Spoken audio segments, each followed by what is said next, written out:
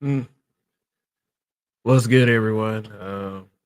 Kev here, and this is a black man being brutally honest. Although, when you're in these comment sections or you're in that live chat, you are totally free to be as brutally honest as you want, and the moderators do understand that as well. So we try not to be an echo chamber over here. Uh, so let me give some shout outs. RPM, which he was here super early, but the sentiment is just as fresh. Long live, and long live the habitual line steppers. And you habitual line steppers out there, you know who you are.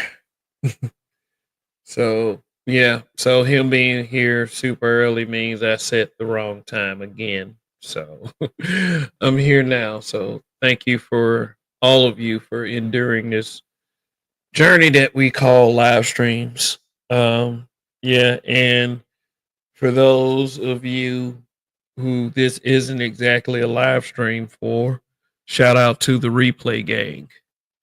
Uh, yes, I'm only here to inform, or be slightly entertaining, or whatever you think of me. When you give me that view, it matters. But I'll always remember the people who ride with me. So hey, there we go. And RPM was good. Showed back up, and Phil Brad is here as well. So, all right.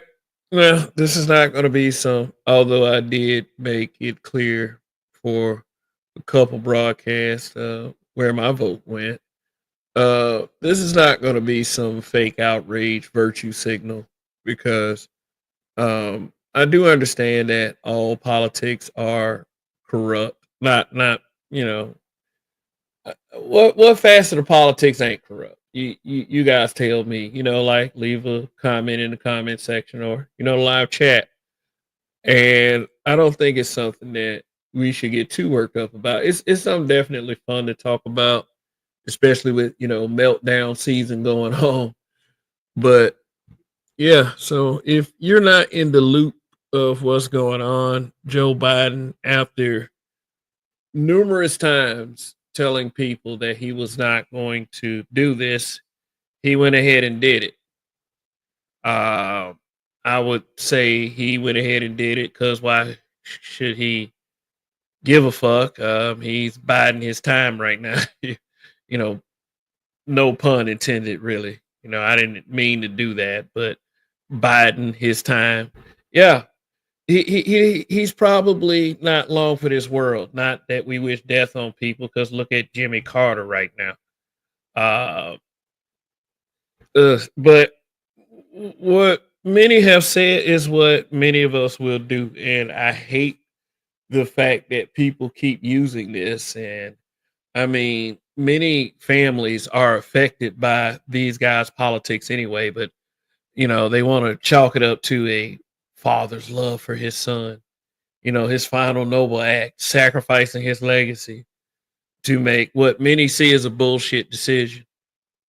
It was a very bad look. And guess what? You've given um, the president elect, the incoming president, pretty much a green light to do whatever he wants to do. So, anybody been following the Hunter Biden situation? I'm not very versed on it because I'm gonna tell you guys the truth. I never really followed it or paid attention, and I kept hearing laptop, laptop, laptop, and I wasn't paying attention till recently. And it is some pretty serious stuff.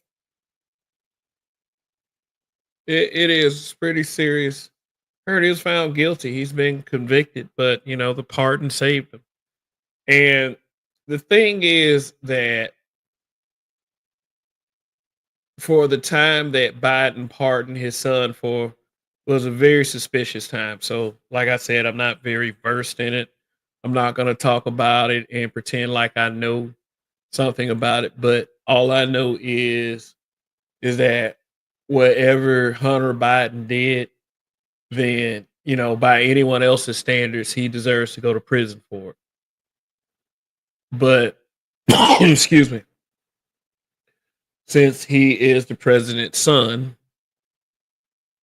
and Biden has that power, he went ahead and did a special favor, and a lot of people have been saying that if it were my child, that um I would have done the same thing. And RPM, you're absolutely correct. No one is above the law except the Biden family, apparently. Yeah, yeah, that's the truth. Like I said, after Biden said many times, even after hmm, Corinne Jean Pierre said it recently in in a press conference that no, the president won't be pardoning his son.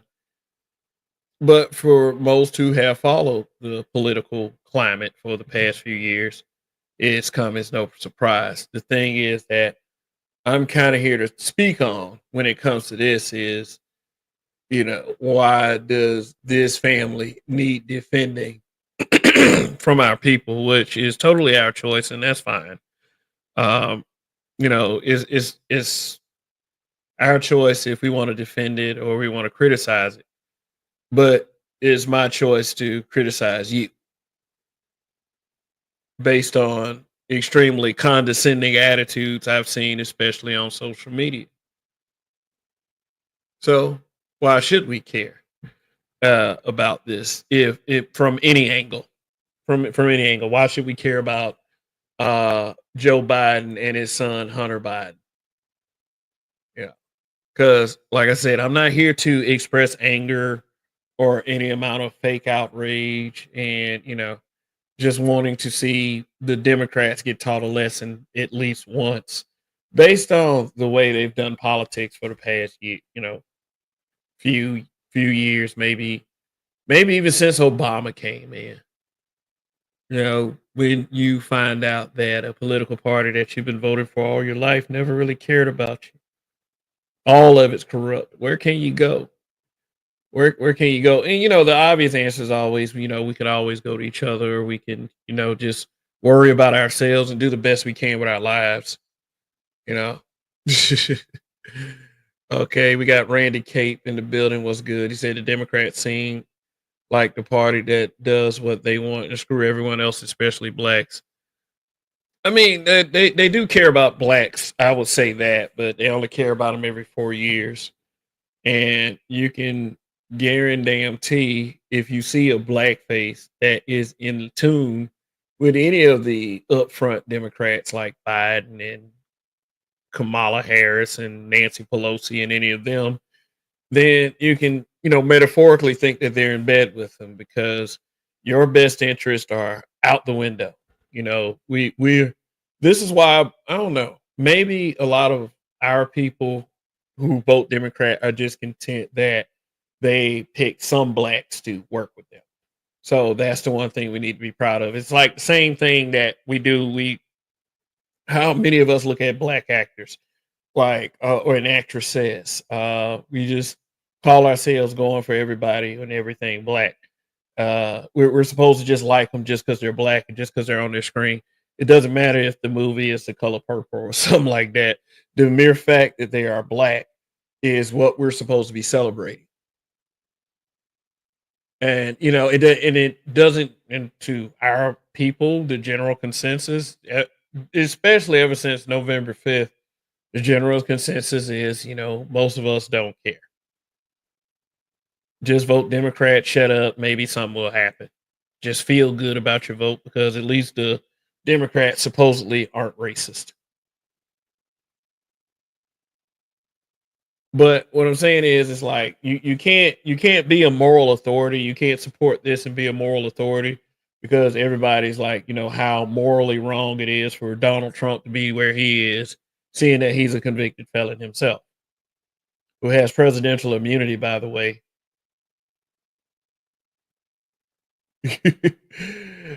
So if they go low, we go lower. Now, this is not some defense of Republicans. Now, Republicans are batshit crazy, but like the Democrats are upfront batshit crazy.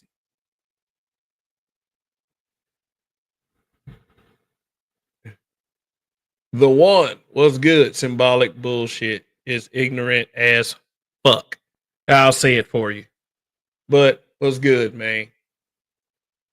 Yeah, the demo pick is the worst of our community to represent us, and us in the community accept it as if it's a savior. This stuff is so strange. The party of the KKK isn't the racist party. That's just stupid. Well, I mean, we, we always hear this argument of the whole flipping ideologies. Back when Lyndon Baines Johnson signed the Civil Rights Act and then the Voting Rights Act, then all of a sudden these black people were just okay. White people like us.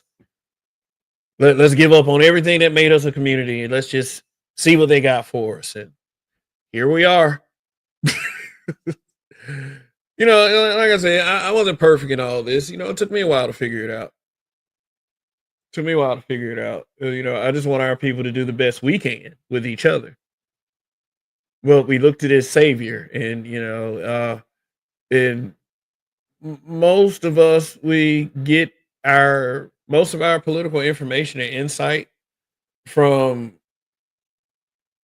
establishment controlled media. I don't want to sound like the other political channels, but I like to say more along the lines of mainstream media or legacy media because those guys are extremely one sided. And I know that there are shadow players and corporations that control entities like that. And but we're living in a day and age where we can, some of us can finally start seeing through it. Is a seed that's been planted, and we need to water that motherfucker because now's the time to expose this shit. Now, if you are the good guys and you have any type of integrity, you will be a person of your word no matter what. Honestly. But is there family bias? Is there family bias in all of us? Maybe there is. Nepotism. You know, I've always been a proponent of nepotism in the black community because if we don't look out for each other, who's going to look out for us? And we've pretty much proven how effective that was. Or how true the word that I'm saying is right now. But I'm quite sure not like all of us are guilty of war crimes. I mean, as far as nepotism goes, I kind of agree with the LeBron Bronny James deal, but Bronny, the problem with that was Bronny had to get out there and play and prove to everybody he belonged in the NBA. Otherwise, I have no problem with that kind of nepotism. I believe that we should be looking out for each other. You know, providing some form or some semblance of generational wealth for our children if it's within our capabilities, within our lifetime. Otherwise, get your kids prepared. Or, just if you don't have children, just do the fucking best that you can. But looking at these politicians as idols, I've seen how it's torn this community apart. Like I'm saying, man, you should never ever get called a COON just because you don't like a white presidential candidate. I don't care what party they play for. They're looking at the people with money. They're looking at the people with money. So I mean, I do kind of agree with you have to vote with for the candidate that best suits your interest. And I don't know if we know what suits our interest too much or we gener we as a people, you know, because they still got 73%. They still got 73%, which our people were content with.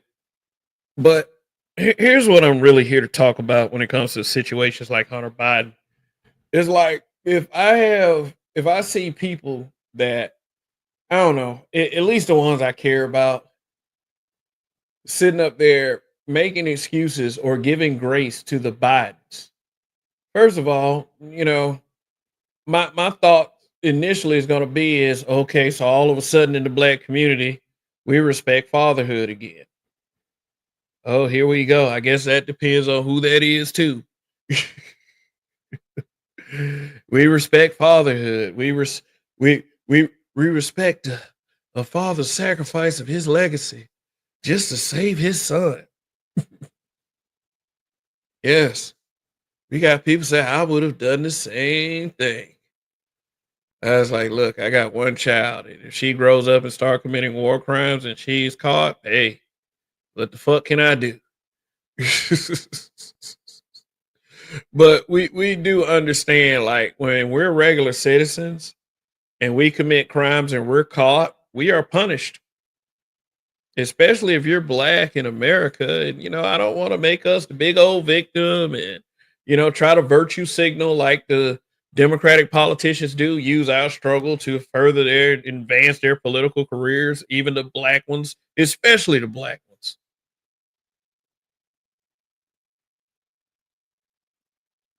But it is what it is. We cannot commit crimes in this motherfucker without being punished. And I'm not saying that all of us should commit crimes, but hey, you really lowered the bar with this one.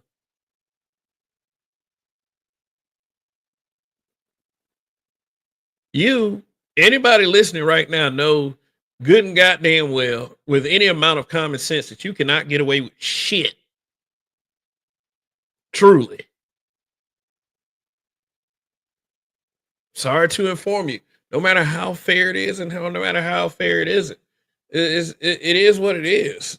Powerful people, they get to make power moves. And Biden has the highest office in the country, and Trump will have the highest office in the country.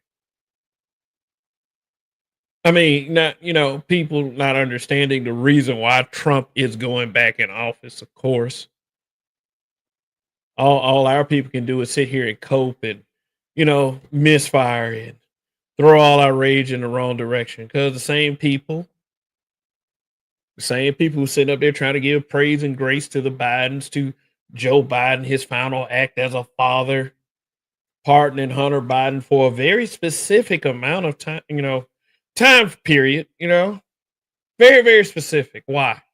Why is that?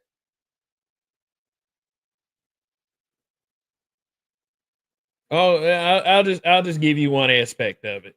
It's very funny how people will sit up here and say Russian collusion, Russian bots, Russian bots, all this other shit, Russia, Russia, Russia. Anybody that knows Tim Pool, I'm not defending this guy, but he runs a podcast called Timcast, and one of his company or intellectual property is with, you know, getting money from a company based in Russia. So they really got on him about that. Russia, Russia, Russia. But it's okay for Hunter Biden. The hypocrisy of this never being mentioned. Let's see if I can find this CBS article. For somebody say I'm lying. Because I said that Hunter Biden, uh, was a report right before the midterms, that CBS was going to drop about Hunter Biden's laptop. And like I said, I never followed this. I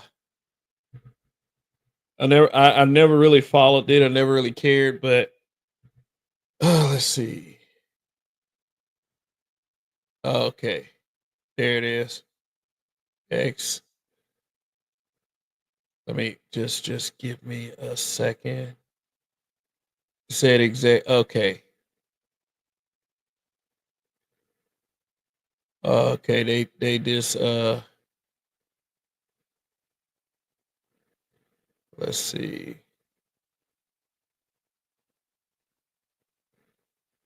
Okay. Yeah, I think let's see, multiple times that. Okay, I'll just okay, just give me a second. Thank you for being patient. Oh, there it is. There it is. Okay, this is a New York Post article that I just pulled up. Not that anyone should care about it, but if you're willing to accept misinformation from the mainstream media about these kinds of political matters, because I mean, it's not so much like mainstream media is not so much misinformation as it is opinionated. I would say is is, you can't fact check opinions, and if they're able to push the emotion in one direction or another, then you know people will use their power of influence to do so. So say whatever you want to about this shit that I'm about to show you. If you don't believe that the New York Post is credited, is credible rather, uh, then that's on you. But I'm just here to show you what's being reported. So share this with you. All right, let me get a full screen going on this one. Okay, here we go. All right, let me hide that. All right, this is a New York Post article. So it says ex CBS News reporter accused this network of defying orders from Sherry Redstone, CBS CEO, to probe Hunter Biden laptop scandal. And for the people out there that is saying that the laptop thing is a hoax, that it's fake, laptop has been verified. Laptop has been verified, and I don't know. Maybe I care about the superficial. I mean, there's plenty of people. There's that picture is funny. They say that these are verifiable news sources. That the laptop thing is real, and it's got to be some earth shattering shit if they made this big a deal about it. But let the DMs tell it that it's not that big a deal, and it's just they just wanted to do this to smear the good old reputation of Joe Biden. Oh, okay, all right, all right. Let's see.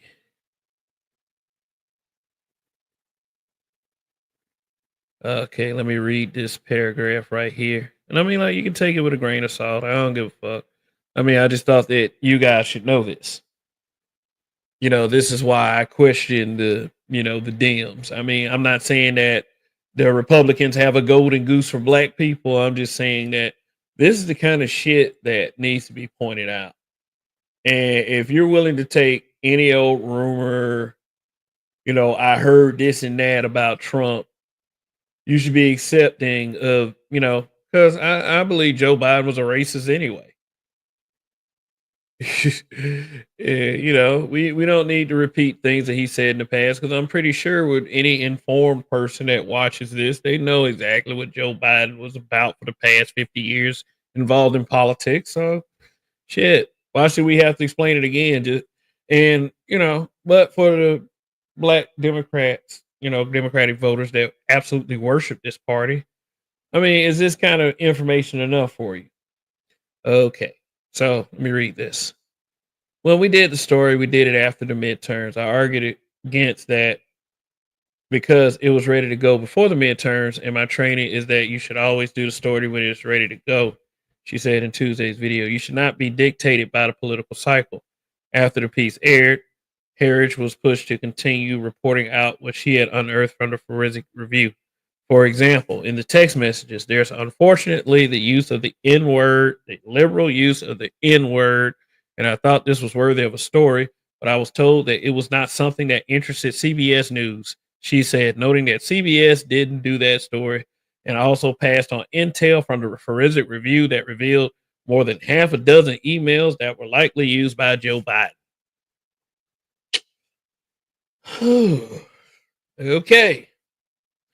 So for people who are like me that actually has a respect for the civil rights history, this was enough for me right here. There's unfortunately use of the N word, the liberal use of the N word, and Harridge. Who is Harridge? Okay, let me just make clear as to who was working on such a story that.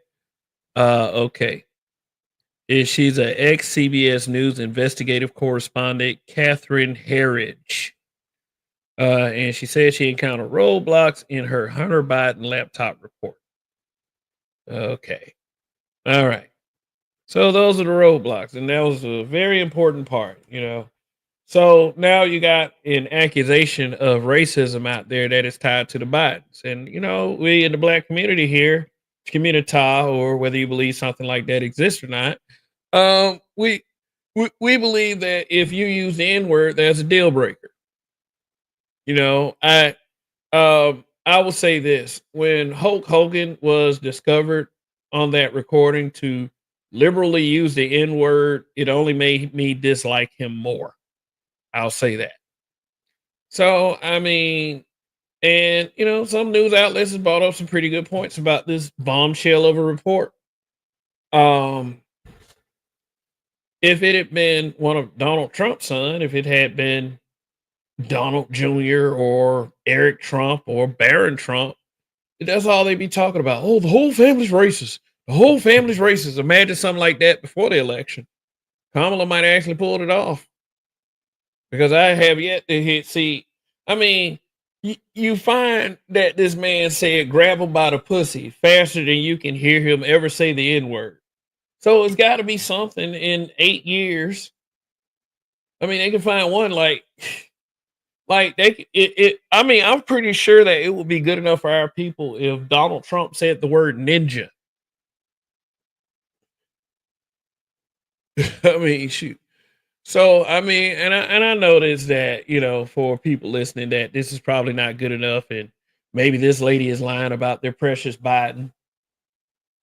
Just there's even people that go to the level of what I used to call, and I think I'm gonna go back to calling them this a Biden sexual.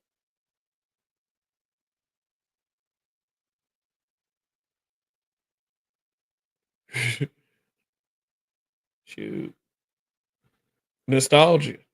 Shoot, people just like the nostalgia piece because Biden was Obama's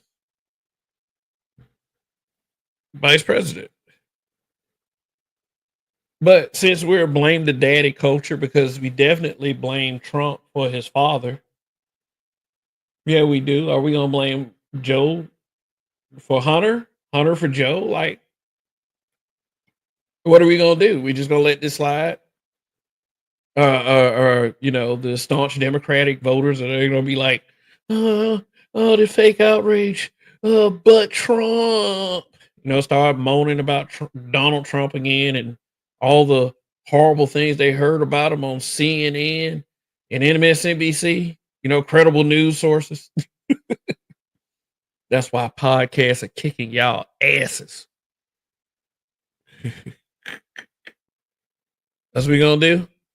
And, I mean, I don't. Oh, I'm not so much a race soldier as that I don't, just believe people like this. But it, it, you care more about political gain than to let a group of people who have had all this faith in this political party, like, if you're not going to inform them on something like this, then you definitely were worried about losing people, and that happened anyway. That happened anyway. So it's like this, folks. Don't neither side care about you. Left wing, right wing, same bird. You know, I think that a lot of people voted for, they voted for Trump to vote against the Democrats because people are tired of the bullshit. They were. And it's when you uncover bullshit like this. Like you should not be giving Hunter Biden any grace whatsoever.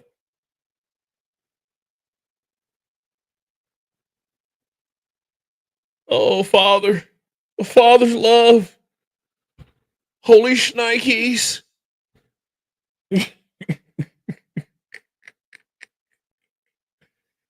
All right, so okay, so let's talk about some shields. Let me respond to any new comment. The majority of congressional black caucus are not black Americans. Oh well, hey, that wasn't hard to figure out. They're all from immigrant backgrounds. They've been purposely using their black skin to get our vote while they sell us. Yeah, that's why they're called tethers. They use the skin color to get a leg up in this country. They use our struggle. They use our pain, and then as soon as they get in, it's all about other people. But that seems to be across the political spectrum because uh, that's true, very very true. But I mean, when it comes to the Americans are sus as well. I mean, look at Chicago Mayor Brandon Johnson. Like, yeah, they've been eating him the fuck up. I mean, them city council meetings, they be fucking him up, and they're out front corrupt. I don't see how people are able to get away with this shit. But hey, black folks, Southpaw 2K1 was good. Andre 420 was going on. Ken seeing red. Long live. Shoot. Don't worry, son. Only poor people go to jail. Yeah, there it is. There's the bottom of it. Only poor people go to jail. Man, hearing Joe Biden speak, it's like that motherfucker be drinking flour, like like self rising flour on the rocks. Like this dude is almost out of here. So I mean, hard to care about anything when you're dead. I'll just say, but okay, let's get to the meat of this. It's been 34 minutes, so we're gonna start talking about a few things like how we misfire. We take our outrage out on certain folks, and want to kind of talk about this for a while, but I never just really got to it because our people are still angry. And, just you know gives a discretionary warning on the imagery you see up here. I do not condone any person being violated or touched against their will, but this is after all a cartoon of a man grabbing a statue by its crotch, so don't take it too seriously. Um, yeah, but we're still. I see after weeks, after the presidential election, that there's many of us that still trying to find ways to cope with it. And maybe the shills, as we like to call them, the political shills, the annoying bunch of people that grace our mainstream media screens to try to gaslight the general populace of blacks into supporting their party, which is, again, we have to say the word Democrat.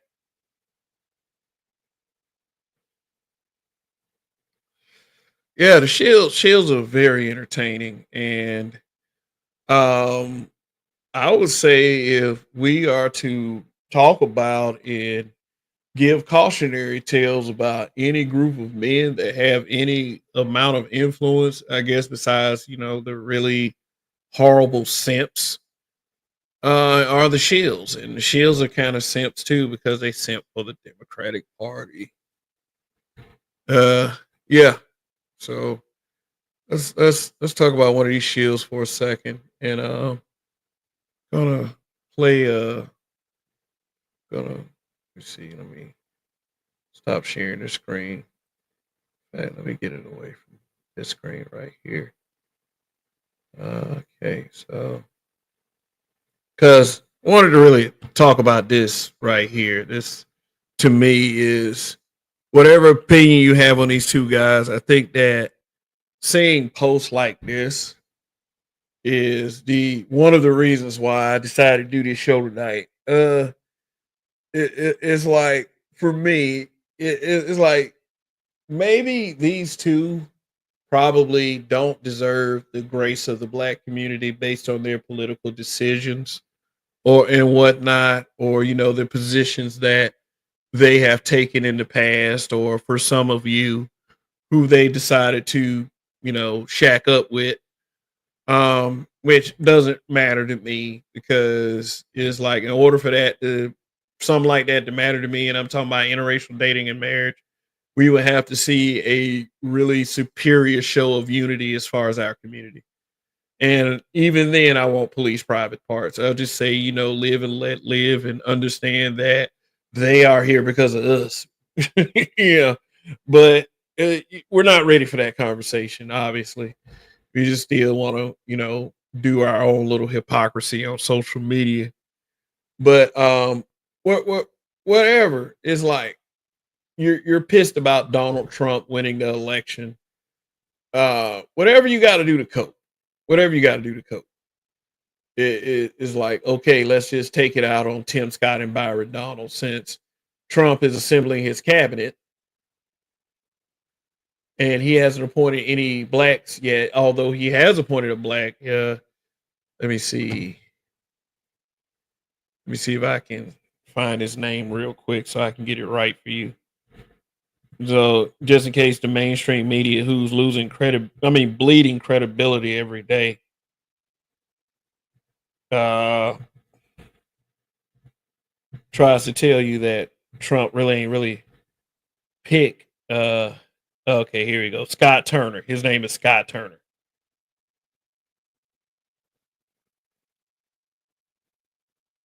Uh, yeah, I'm not sure who he's married to. It's not very important to me who he's married to. Maybe he's married to a Spanish chica or something. But yeah, Scott Turner is definitely a black man.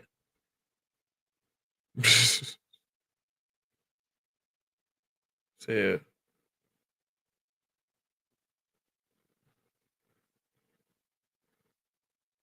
yeah. So so we can stop with that little petty ass argument. Plus, um, here's the thing: on the Republican side, there's not too much black report support on the Republican side. There's not too much black representation because we're because of our programming and our indoctrination, our undying support for the Democratic Party. So supportive, in fact, that we punish people who are black that don't support the Democratic Party. I heard up in Chicago they used to the black population at one point was harassing if some black people supported anyone else other than the Democratic Party, then they were vandalized. Their property was vandalized. I mean, take that with a grain of salt till I can come up with the actual time frame and what law they had to put in place in order to get them to stop doing that shit. But it's serious, man. So okay, so like I said, whether you believe that Byron Donalds or Tim Scott does or doesn't deserve your grace, whether you believe like if Tim Scott smiles too hard and stares at you hard enough that you'll blow up into a lot of tiny pieces. That motherfucker middle name should be Grill. Like, I mean, but I'm not really gonna go in on him like that. I'm just it's pretty fucking obvious. I mean, shit. But the bite of all time. I mean, but uh I don't have a problem with these two guys. If anybody gives me a good enough reason in the comment section or in the live chat as to why I should hate these guys, then hey, you know, I'll do the research and then make my decision from there. But for me, I see these guys, two guys right here, as successful black men. I just see it. I see a successful black man. Look at these people. Look at these folks celebrating your boy. Oh God, he won. He's a victorious black man. Let me sign your chest, Becky. Just that's the kind of shit that we should be looking. He's celebrating shit. You know, this guy right here. This shit. I mean, it's very easy. I'm just gonna go and say that it's super fucking simple. Like just. I mean, it just. I'm sorry.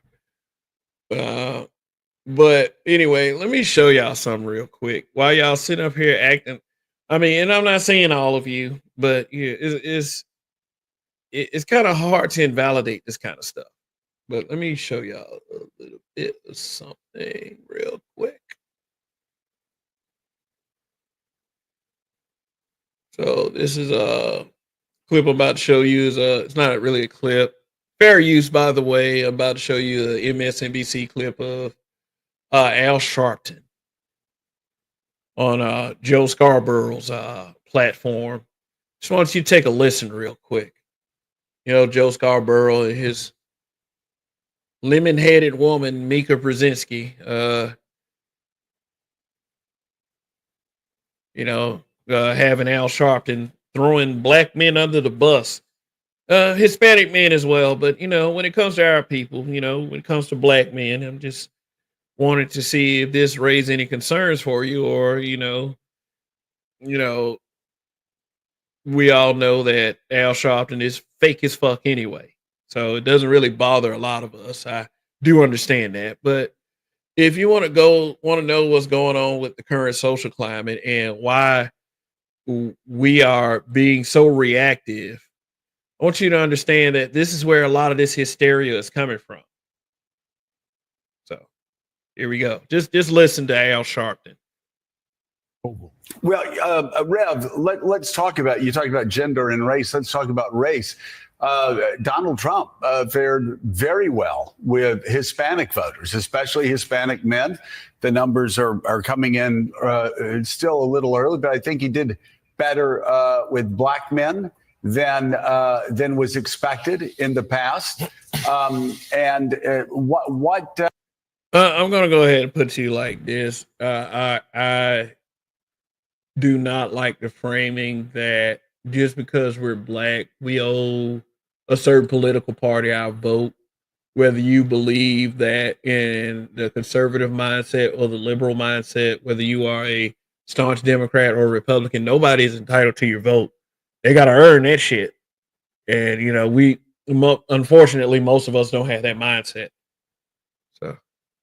So, what do you think pushed that, especially with the Hispanic voters going for Donald Trump as much as they did? Because that made a big difference. I think that. Okay, because people can vote how the fuck they want to vote. Let's just go ahead and put it that way. A lot of it was he was able to sell a lot of Hispanic voters that immigration was a threat to them, that some of the people coming across the border was a threat to them. I think that we've got to be honest, among Hispanic men and black men, there's a lot of misogyny. A lot of misogyny. So here's this narrative being pushed by someone who supposedly is for us, that it was misogyny that lost the race for Kamala Harris. If anybody had been paying attention for more than 2 fucking seconds, you will understand why she lost, and it doesn't have anything to do with misogyny. Fuck out of here. And I think that we've got to deal with the reality that he appealed to this whole false macho thing that some black men and some Latino men are. Okay. See, here's this goes to the conversation of patriarchy, and how they're trying to frame patriarchy as this super horrible thing that men use to oppress women. And, when really true patriarchy isn't about that. Appealing to the false macho. That was the same thing Obama was trying to do when he was wagging the finger at black men, is that we somehow think that not supporting Kamala Harris was standing on business, that what makes us a man, that we're sexist and misogynist for not wanting that woman in office, and instead of focusing on how bad her candidate she was and her past records. We always had this tendency to pick the people who they push toward us. Pookie and Ray show. Al Sharpton can't transition soon enough. A little hateful, but yeah. Went for. I think that we cannot sit around just bedwetting. We've got to deal with the reality, and we've got to deal with the situation as it is. When does any shield, when does any Democratic shield, especially the ones that we supposedly support because they black and they on TV and they made it and they're getting paid a lot of money from this network, from these mainstream networks to bullshit us. It's they don't do really well with reality itself. I mean, shit. Let's go back. I want to go back to this bullshit, before we. Yeah. People coming across the border was a threat to them. I think that we've got to be honest. Among Hispanic men and black men, there's a lot of misogyny. Misogyny. Like, yeah, man. So I'm just saying, man, it's just better to, I don't know, take your outrage out on people like this, like your social media outrage, that rather than, focus it on this hatred and this coping for, because your mama lost. I think it's real suspect that people are this angry. It's about as weird as being mad at Travis Kelce for rejecting Kayla Nicole for Taylor Swift. So I'll say. So let me let me pull up TikTok real quick. I want to show you a Godfrey video.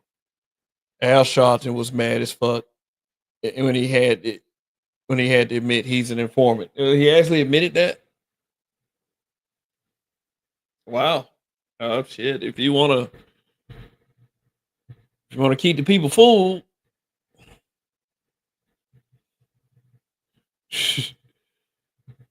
so let's see if I can find that Godfrey video.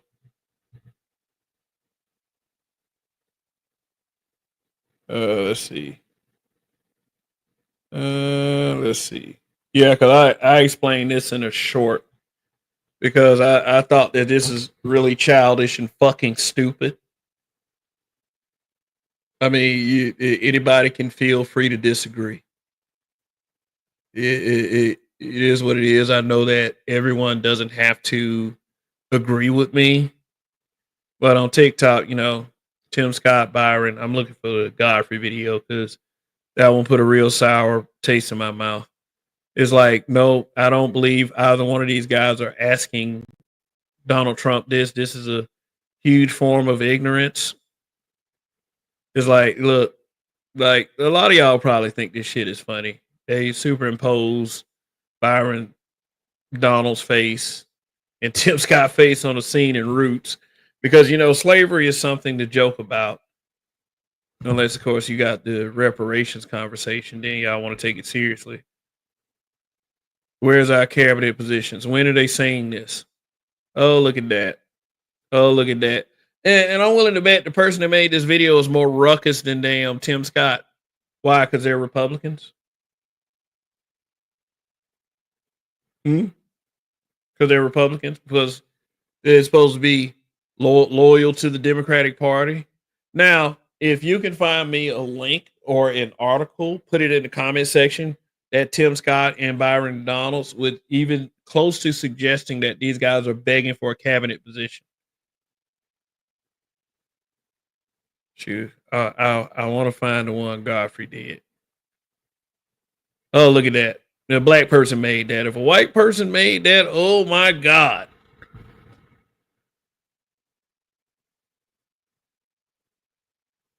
Yeah. Oh, now I'm seeing some Godfrey. And sometimes it's not the best policy to go at comedians or anything, but I thought it was just really fucking ignorant of him. Shit. I should have saved that video. Look at this jackass right here.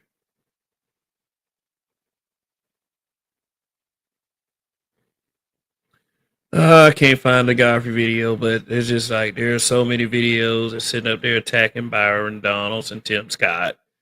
Good God, I wish I had saved that video.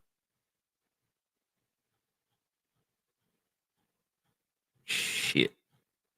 But I mean, it's enough videos. If you go and you type the Tim Scott, Byron Donalds, look at that. Look at this.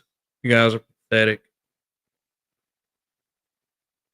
You guys are pathetic. If you think this is funny, well, some of it is kind of funny, but Outside of that, you act like you can't. You act like the black ones that are against you are for you, and the ones that I don't know minding their own motherfucking business is against you. So I do apologize for not finding the Godfrey video, but it is that one. It is one where he's doing an impression of Donald Trump, but he's really going at Tim Scott and Byron Donaldson and really fake outraging about the black jobs comment. Because, I don't remember anybody going in as much when Biden said you ain't black. But of course, Biden has black people immunity. And what I mean by that is he did all his racist shit while he was younger, but then when he got old and decrepit, he gives this half-ass apology. And because he's a Democrat, he's worthy of worship. They can say some harsh things sometimes, but they really don't mean it. They love us. Motherfuckers, I swear.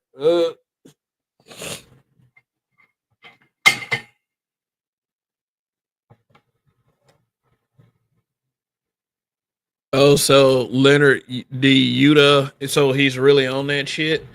So I mean, like, in your opinion, what political positions did Tim Scott take that you didn't like? I mean, did he say something like he didn't want reparations? Because that's pretty much the position of the Democratic Party.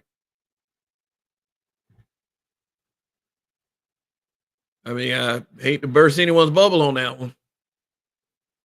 Yeah, but don't worry, your precious mainstream media, and I mean it's not just people on TikTok. Your mainstream media sources are going at them too.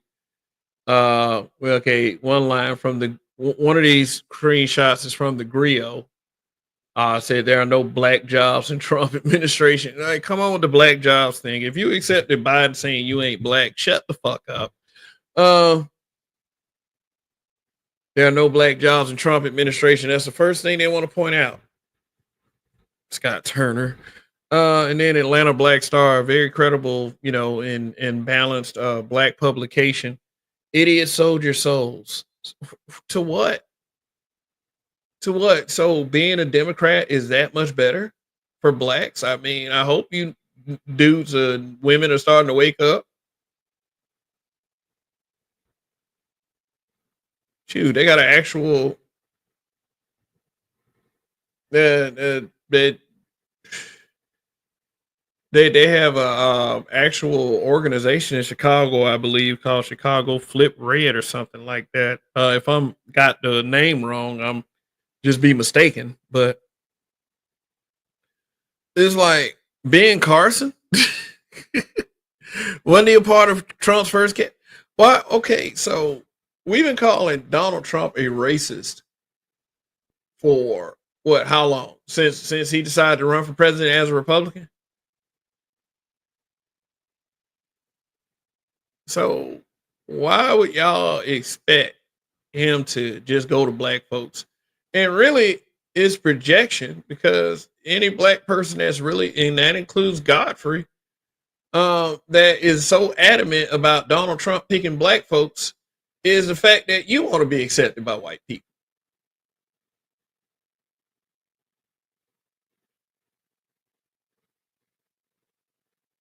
Hogan Ray Show says Biden is an old racist who was a tool of the deep state. He'll say anything they tell him to, bro. Okay. All right. Well, all righty. I guess that's enough.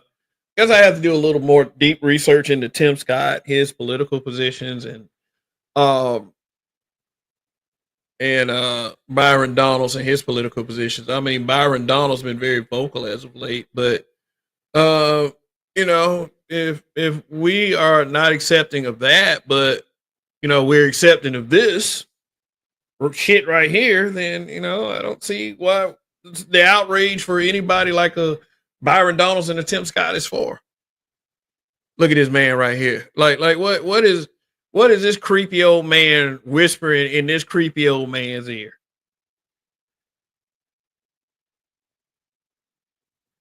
The only thing better about being a Democrat is they fake the camaraderie better than the Republicans, but I kind of refer my races open. All right, let me say something about that. Um, my, who would you rather deal with? Yeah, I've always, approached the staunch Democrat with this question, And I'm usually met with resistance from the black ones. I mean, white ones, I don't run into them too much, but when I do, they are batshit fucking crazy. They're like those extra liberals, that you really don't give a fuck about for real. I mean, it's like they're the ones that sit up there and try to, they act more outraged about racism than the average black person does. Yeah. But I was approaching with this question. Who would you rather deal with? The fake friend or the real enemy? My answer consistently for my own question is the real enemy. See, you can see the real enemy coming. You're never surprised by the real enemy. You are always on guard with the real enemy. You know, it is nothing that motherfucker does is, gonna surprise you. And if you allow yourself open to that real enemy, then it's your fault. The fake friend has every opportunity in the world to fuck you over and will take that opportunity if need be. And you will never see it coming. And it could be at any level. And the sad part about it is it's going to cause a hurt, a pain, and probably plant a bitterness seed in you. It'll make you less faithful in humanity. I see the Democratic Party as the fake friend.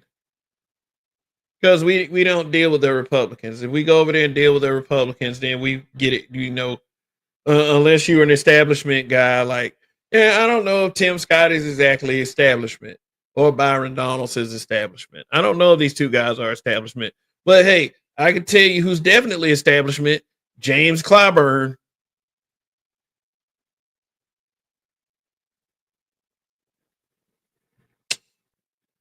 The fake friend is the real enemy. Oh, okay. Well, hey, they're one and the same. Look, and see, this is why we grew up on animated animated cartoons of substance, not that dumb shit they got today. They're just trying to get boys to kiss. See, we watch real shit like Thundercats. Hey, but maybe that was a philosophy that was planted in me when I was watching it as a kid. Because is when I say this stuff, is I'm not referencing Jaga the Thundercats. It's just common sense, but that is a great thing to know, outspoken introvert. Shoot. But this is the very man that got on national news. It might have been MSNBC. I think it might have been Fox News. Because a lot of, like, I think in 2020, even Fox News was in unison with CNN and MSNBC on hatred for Trump. So they had James Clyburn on there one evening, and James Clyburn said, "Oh, I don't care about, getting anything from my vote. I just want to feel good." I was like, this motherfucker right here.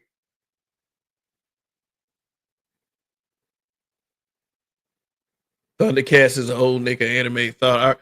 I mean, it was quality animation for its time, but Thundercats, I think, was very much American. So we would call it a cartoon.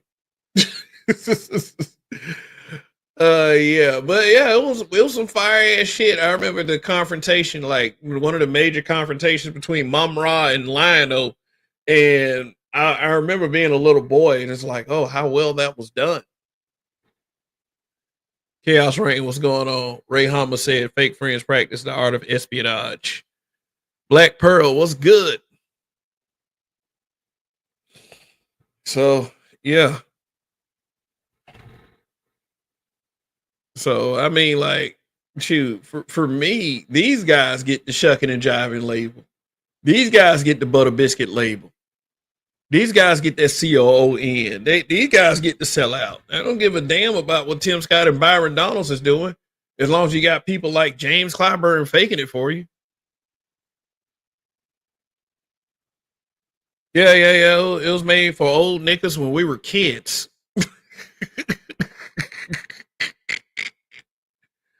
Shoot. What about this guy? Well, this guy, Roland Martin.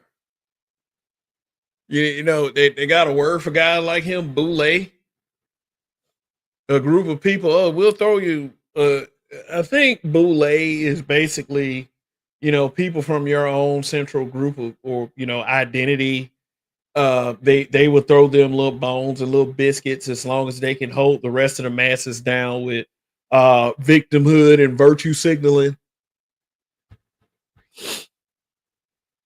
Yeah, this motherfucker right here. Boy, boy, I mean, shit, Tariq be killing me the way when they do that Roland Martin impression, he bleep, bleep, bleep. I mean, and then when you listen to Roland Martin talk, it's crazy how accurate that shit is. He might as well be saying bleep, bleep, bleep. Oh God, like Porky Pig. I'm Roland Martin like a fucking hamster though. I had the hamster that grew up like I know I'm not that funny, but like this dude like deserve any roasting he gets. Period. It's like the more and more I learn about Roland Martin, it's just like I'm like, dude, just go the fuck away. This guy's a shield to the fullest. Like so hard that he'll castigate other blacks at the drop of a hat. This old, just give us a good talking to so we'll stay on the Democratic plantation.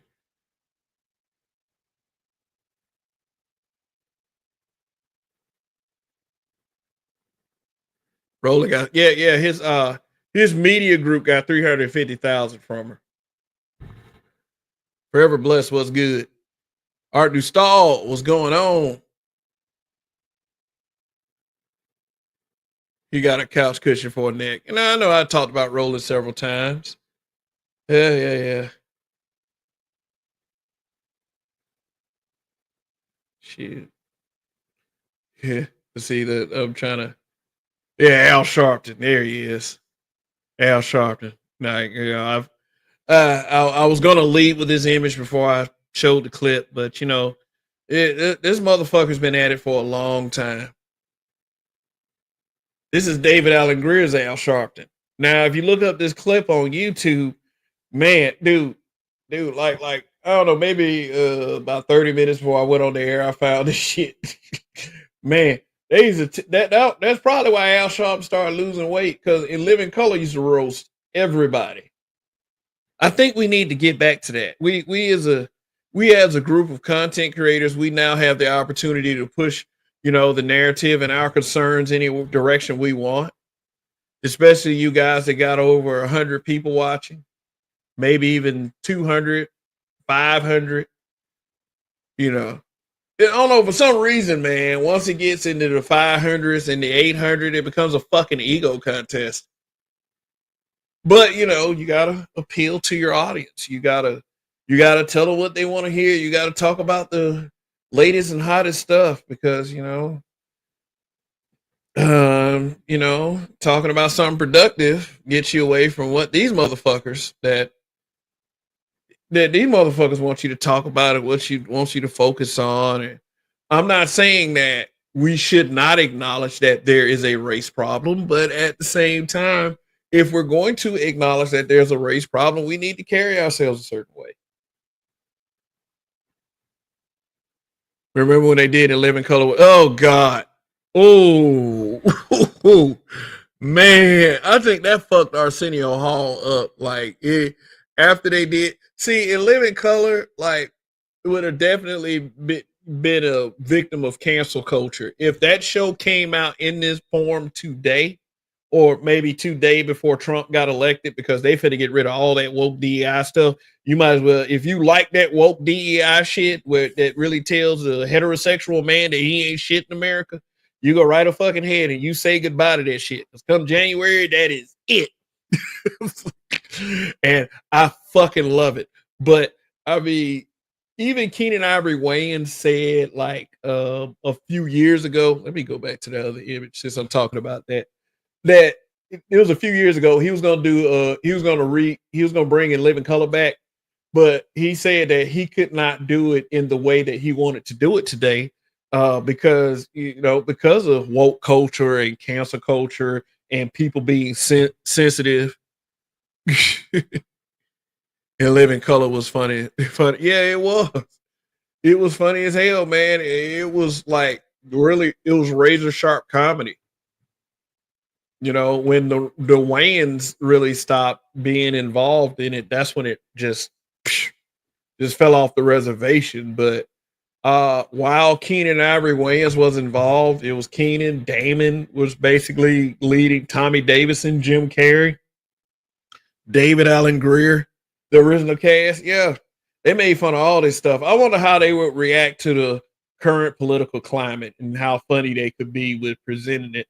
I mean, but I mean, but it did seem like in today's climate that they were so far left Democratic leaning that in Living Color would have probably not did it the way they could have done it to make it the funniest it could be. And Keenan Ivory Wayans was probably correct in, you know, leaving in Living Color in the time period where it was red hot. That way we could always cherish that memory.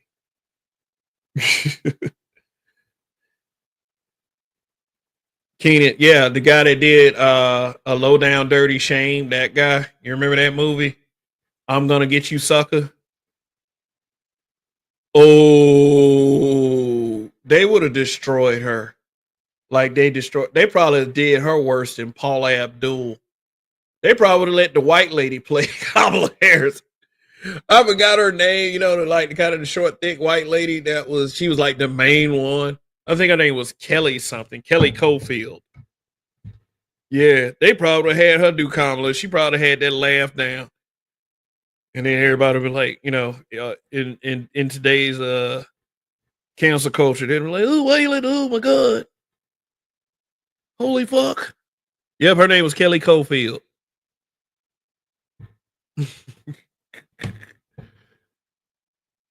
Yeah, they would have tore it. Like in Living Color would have destroyed man.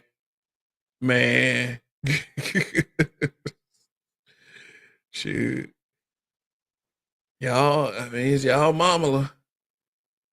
Y'all mama. Not mine. I mean, not anybody's now. I mean, did y'all see? Hold on, let me. Yeah, you know what? I'll pull it up. I'll pull that video up. Like, you know, Kamala Harris and that little self affirmation speech that she gave. Kamala Harris speech. Like, man, they've been roasting her too, man. Full remarks. Oh, okay. All right, all right, all right. We can analyze it here. I found it. This shit is this shit is fucking hilarious. Oh, oh yeah, man. Oh yeah, this election season. You know, as much as they said that this is like the most important, most consequential election of our time. Oh boy. Oh my God. All right, guys, are you guys ready? Are you ready to embark upon this journey? I'm about to react to this.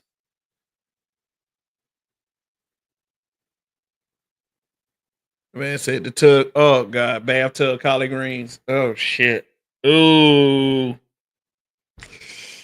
Oh boy.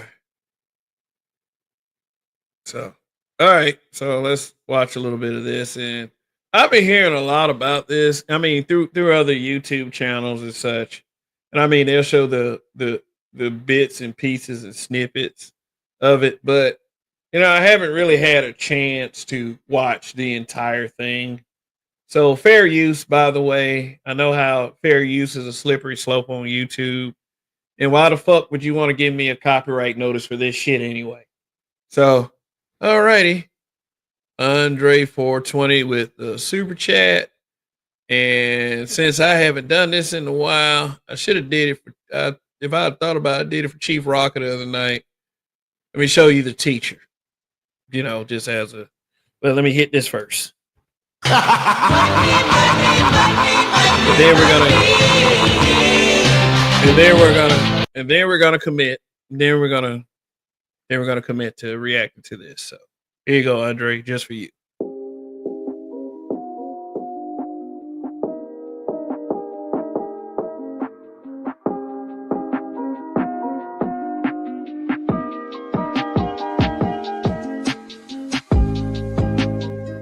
say you wanted Mike Tyson? Oh shit, I erased Mike Tyson. So I had to get rid of a video, and since Mike Tyson lost that fight to Jake Paul, I was kind of hurt. I was kind of hurt by that. So shit, I'm gonna have to put that video back up here. Yeah, but you know that teacher's nice. But shit, let's go ahead and react to this Kamala Harris video. Tell me what you think. Is this the rantings and ravings of a normal person? Someone who is supposedly presidential level, but kind of Mitt Romney did, or you know, or Walter Mondale did. I mean, all right.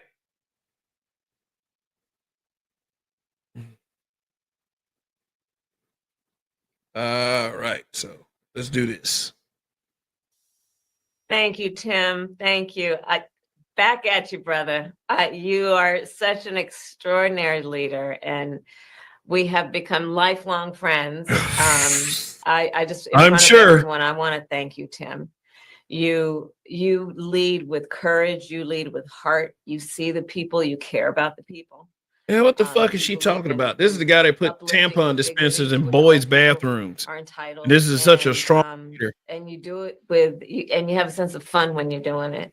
But you are an extraordinary leader, and obviously the people of Minnesota are very, very lucky to have you there. But you are a national leader and a dear friend, and thank you. Noel, thank you for your work in Pennsylvania and all that you did for us to put in the work. And that we will do that work with a sense of joy, yes, with a sense of work ethic and understanding it's going to be hard, but it's good work. It's good work to be engaged in a collective fight for America's future.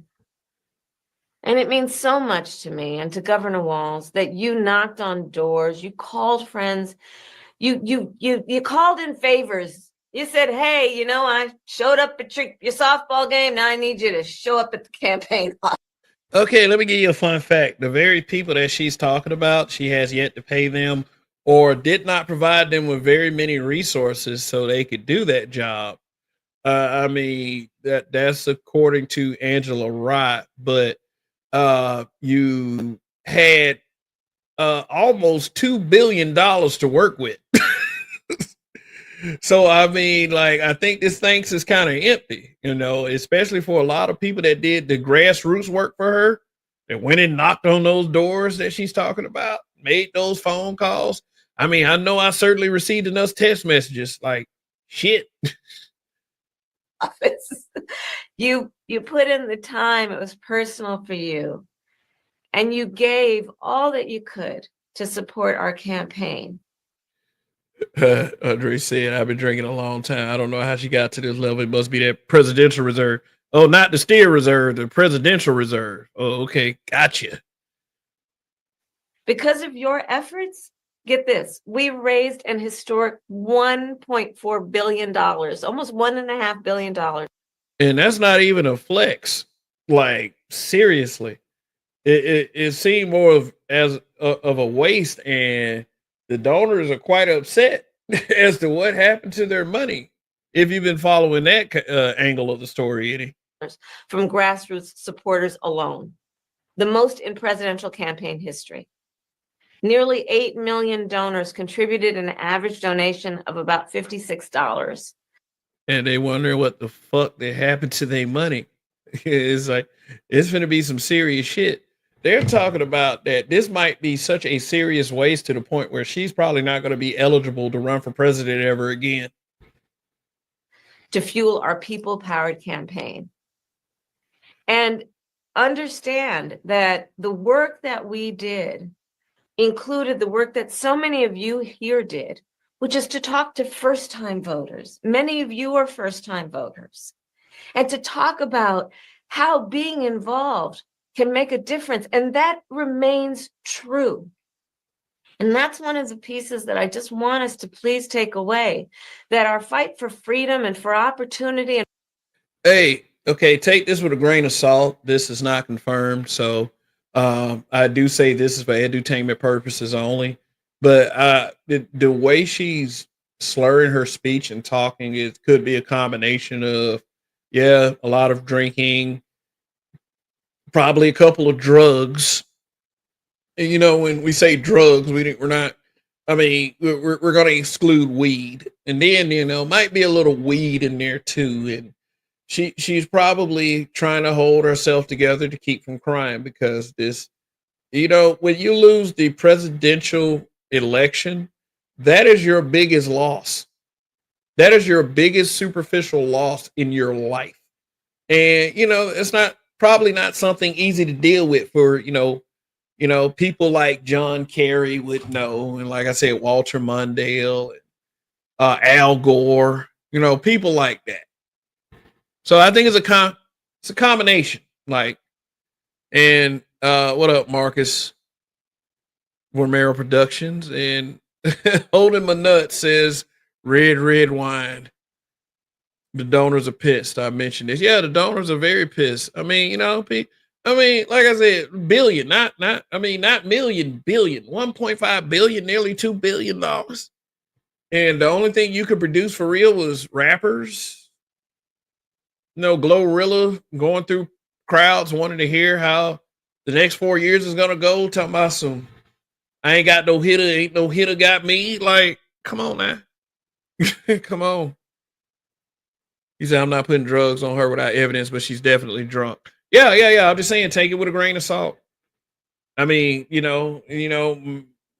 just, I'm not saying anything is true. I'm saying, there's no evidence of this. I threw out the disclaimer, but it looked like that it could be several key things.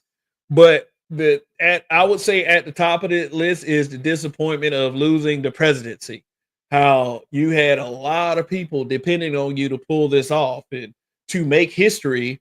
The second woman to actually think, to actually have a shot at becoming president. It was her and Hillary Clinton, and both lost in historic fashion. She was at, let's see. The only reason why she got as many votes as she did was because of fear. The fear that the media was spreading. Oh, Donald Trump is this dictator. Oh, he's the next Hitler. He's going to use the military against American citizens and all this other shit. Saying a lot of untrue shit. And for the promise of America, it included, for example, nearly almost 4 million first-time contributors to our campaign because of the work you did of helping people know that they can be engaged and that they're not outside, that they're inside, that we're all in this together. And that work continues. The work must continue of reminding ourselves that we have an ability to stay engaged in a way that will make a difference. The work that you all did, it's going to have lasting effect. Again, I'll say, yeah. Yeah, let me tell you about that lasting effect. Tiffany Cross, remember Tiffany Cross? Tiffany Cross said that she wept for days. Days now. She cried for days about this. Angela Wright cried for days about this. The only lasting effect that I see is disappointment, humiliation. The election didn't turn out like we wanted it to. Certainly not It turned out how I wanted it to. I don't know about you guys listening. as we planned for it to. What if your smile could go from looking like this? Oh shit, that was scary. This? Hold on. Would you be more confident? Hold on, goddamn. That shit jumped out of nowhere. Understand that the work we put into it was about empowering people. That's the spirit with the work we did. Our spirit and our work was about saying that it is a strength that we each have to lift people up as opposed to beating people down. It is a strength we have that has lasting effect. So all that work that you did that was about engaging with other people, engaging with perfect strangers and in their face seeing a neighbor. So this was recorded, right? This is recorded, right? So it's like they could have been like, well, you can come back and do this when you're less inebriated. I mean, we did, like, disclaimer. There's no evidence that she's actually on anything. It could be just sadness and shame, but I mean, is she looked like she was like, what if I came on here talking like, hey guys, yeah, fuck the world and fuck you too, you would think that I was on something, That has lasting This motherfucker RPM said Evan Williams. effect. It reminds people that there are leaders like you who care and will bring us together. And sometimes in the darkest moments, people lose faith in that. Are there people out there that feel that way? Is she saying this for herself? Is she? Is she saying it for herself? Because I mean, like whatever. I mean, maybe she talking to all them TikTokers that melted down. And you reminded people that yes, there are, and there are a lot of us.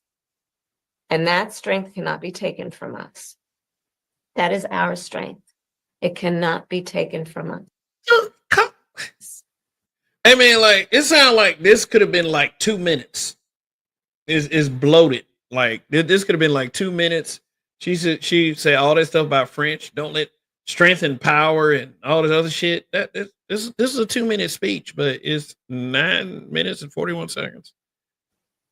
So listen, as I said the day after the election, I still strongly believe the light of America's promise will burn bright as long as we never give up and we keep fighting. And the fight that fueled our campaign, a fight for freedom and opportunity, that did not end on November 5th. A fight for the dignity of all people, that did not end on November 5th. Let me tell you what ended on November 5th. A lot of bullshit. A fight for the future, a future in which all people receive the promise of America. In their version of the future, all people except those who disagree with them politically. No, a fight that is about a fight for the ideals of our nation, the ideals that reflect the promise of America. That fight's not over. So look, we still have a lot to fight for, okay? A future where every American can pursue their dreams, ambitions, and aspirations, where the women of America have the right to make decisions about their own body, not their government telling them what to do. Okay. All right. Look, I'm not a woman. I'm a man. Yeah, I'm a man. You know what I'm saying? And, actually, shockingly enough, I'm a bit on the pro-choice side, you know, but that pro-choice courtesy should be extended to men when it comes to our wallets and our money. If you have the right to reserve, if you have the right to kill it, we should have the right to not take care of it. Now, I'm a strong believer in that. But nobody's telling y'all like shit like not to fuck and when to wake up and you got to take jabs of vaccines. Oh, wait a minute. That one just didn't involve women. That was women, men, and children. Hey, and I don't know if this is a flex or not, but I still haven't taken any kind of jab for COVID or otherwise. Our fight for the rule of law, for freedom for all, for equal justice, for the sacred principle that everyone, no matter where they start out, has certain fundamental rights and freedoms that must be upheld. Marxism, socialism, and equity. They stopped using the word equality and they started using the word equity. Equity is everybody has it. Like, I think equality is everybody starts out in the same place. Equity is everybody should end up in the same place. And I'm not gonna be like, oh my God, this Marxism, socialism, because it sounds very conservative. But if that shit's gonna lead to woke DEI, get that shit the fuck out of here. That's not over. That fight's still in us, and it burns. Can you explain how and why you're pro-choice? I just don't. I mean, I have compassion for human life, but I understand that there are things that I cannot control. Am I for the deletion of 19 million black babies since 1973? No, I'm not. But if they're going to be pro-choice, I believe in the pro-choice of a man. So I did get through explaining that. If they have the right to kill it, you should have the right to not take care of it.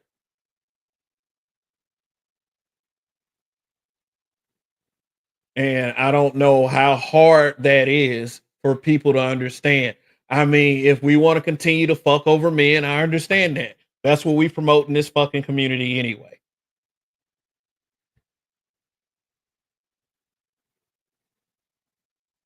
Yeah. But are we ready for that conversation? I mean, Burns strong. And I know this is an uncertain time. I'm clear-eyed about that. I know you're clear-eyed about it. And it feels heavy.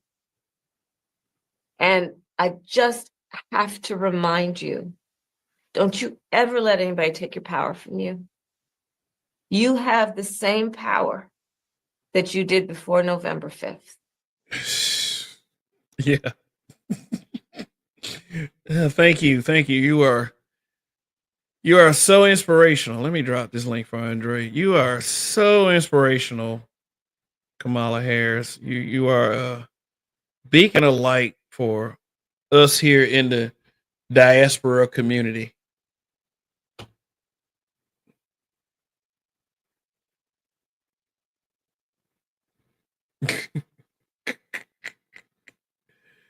Madam Smirnoff. What up, Nick Taylor?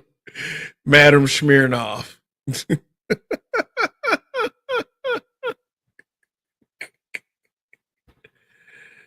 Oh man.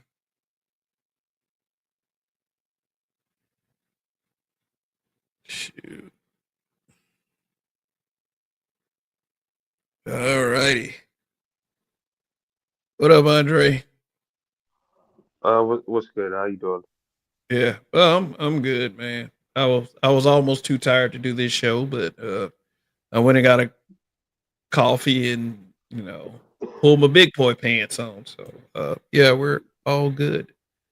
Yeah, I'm glad you came up. I've been like really sick since like last week. Uh, yeah, seasonal bullshit going on, but apparently like it's been going around in the U.S. as well. What I've heard, but What yeah, about yeah, but just me. elaborate. You know. No, just me being sick. Apparently, it's going on in the U.S. as well. It's like there's like the new version of COVID that been going on Oh, for over a decade. So oh man, it is evolved yet again. yeah, But uh, how are you feeling otherwise? Like you're just sick. yeah, I've been sick. But I still been working and stuff, but yeah, it's like just working at half strength, but it's all good though. Okay. But basically, I only came up to talk about when you were talking about like the right to choose stuff. Like, I mean, there has been arguments been there has been arguments made that I somewhat agree with, like talking about like even on like the right side talking about yeah they are pro-choice because it if they're pro-choice, like pretty much people that don't have no business being here will be excluded from the general population. So I agree at that level, if you get what I'm saying.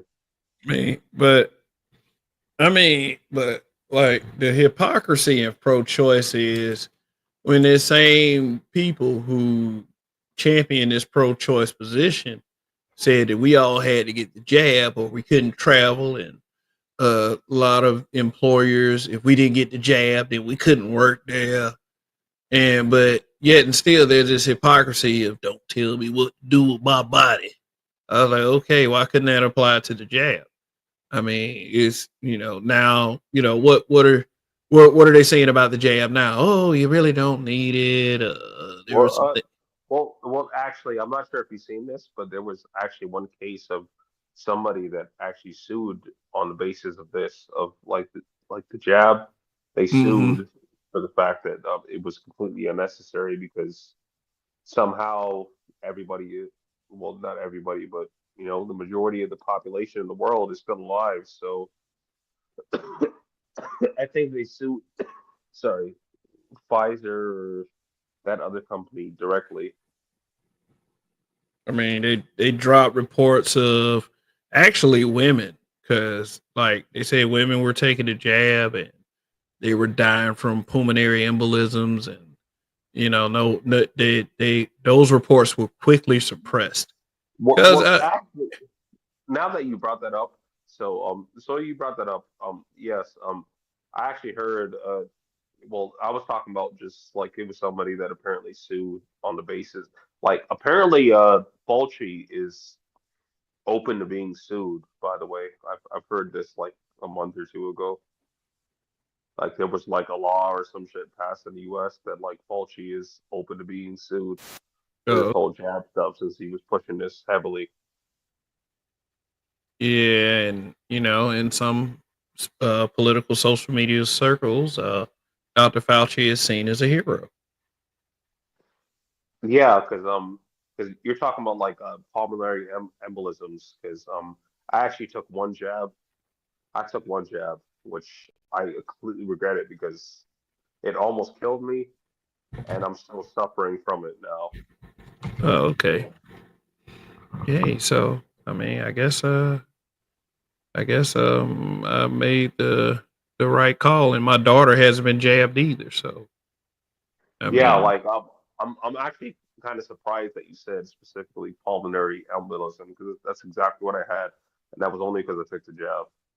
And like uh, doctors were like, they were really surprised that I had that, oh my and the only god, thing I did was take the jab. So oh my god. So, thank God you're still here. That could have been a lot worse, man. I mean, Could've been- I spent like over a week in the hospital. I mean, I've talked to you about this before, Oh and yeah, yeah, yeah, absolutely. But yeah. I don't remember you specifically saying pulmonary embolism. And Well, forgive me if well, you did at the time. well, I just didn't remember. pulmonary embolism is like I believe it's the same thing as a blood clot. Yeah. That's what it is. But yeah, and the only thing I did was take the jab. So Mm. Yeah. So I think that is morally wrong to experiment on Americans against their wills. And, people who didn't necessarily want to take the jab had to because they had to travel and they had to work.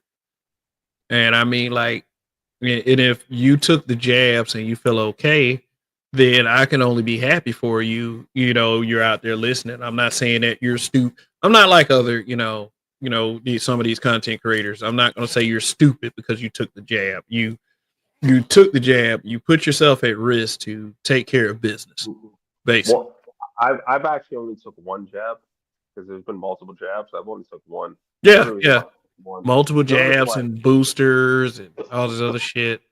the only reason why I took one because like over here they were like if you take the jab you have a chance to win $1 million. So I was like for $1 million Well, damn. I'll take that chance. Yeah. Anybody end up winning? Yeah, people ended up winning, but they waited until after. And then now I'm starting to hear about like people dying that took the jab. So now I'm just like, Okay. yeah, Yeah, so I mean, what good is $1 million if you're dead? exactly. Shoot. Yep. But the hypocrisy of my body, my choice, if there's not much choice in it. I can say that I'm pro choice and it sounds one way to one people until I explain it. And I'm really a proponent of pro choice for men.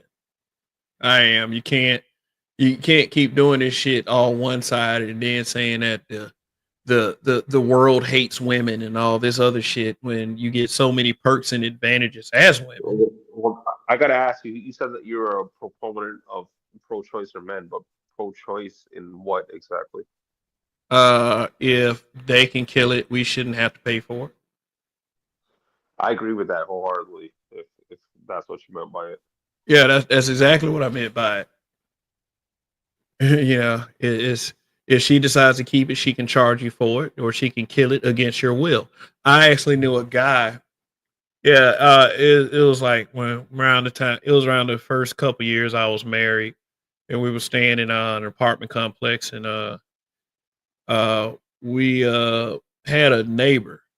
Uh, got he seemed like a good kid.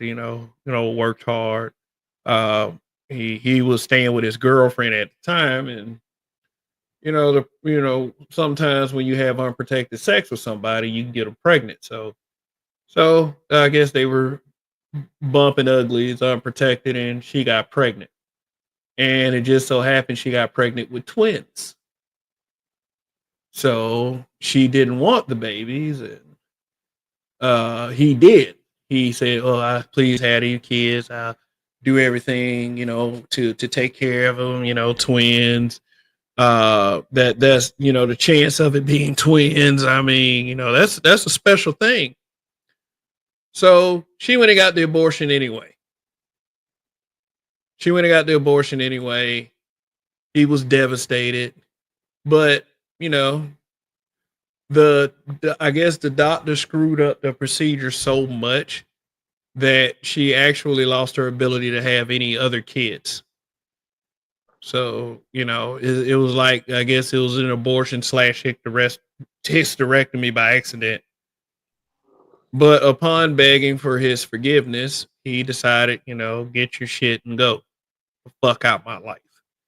Now, a lot Uh, of people did not, when I first started the Facebook group, I brought this very conversation up. And of course, a lot of the women did not care. They didn't give so two so shits. They's like, fuck that nigga. It was her body, blah, blah, blah. I say, so even if you Kev, wanted to be a daddy and take care of it. Nah. I actually have a similar story where yeah, my ex, like, she actually, like, twins running her family. Yeah, and I had twins, and she got them deleted, but I had no say in the matter because I don't have rights as a man. So Sorry to hear that. I it is what it is. mean, no, like it just like twins are something special. I mean, I think a lot of these women figured that it'll wreck their body, it will stress their body out, sacrifice their good looks or whatever for whatever reason. I'm not inside a woman's head, but it's like shit. Really like it really is bad for the guys who actually want the child. I Yeah. mean, but like I said, I'm sorry to hear that, man. It's just that men don't have any power, What any say so in this.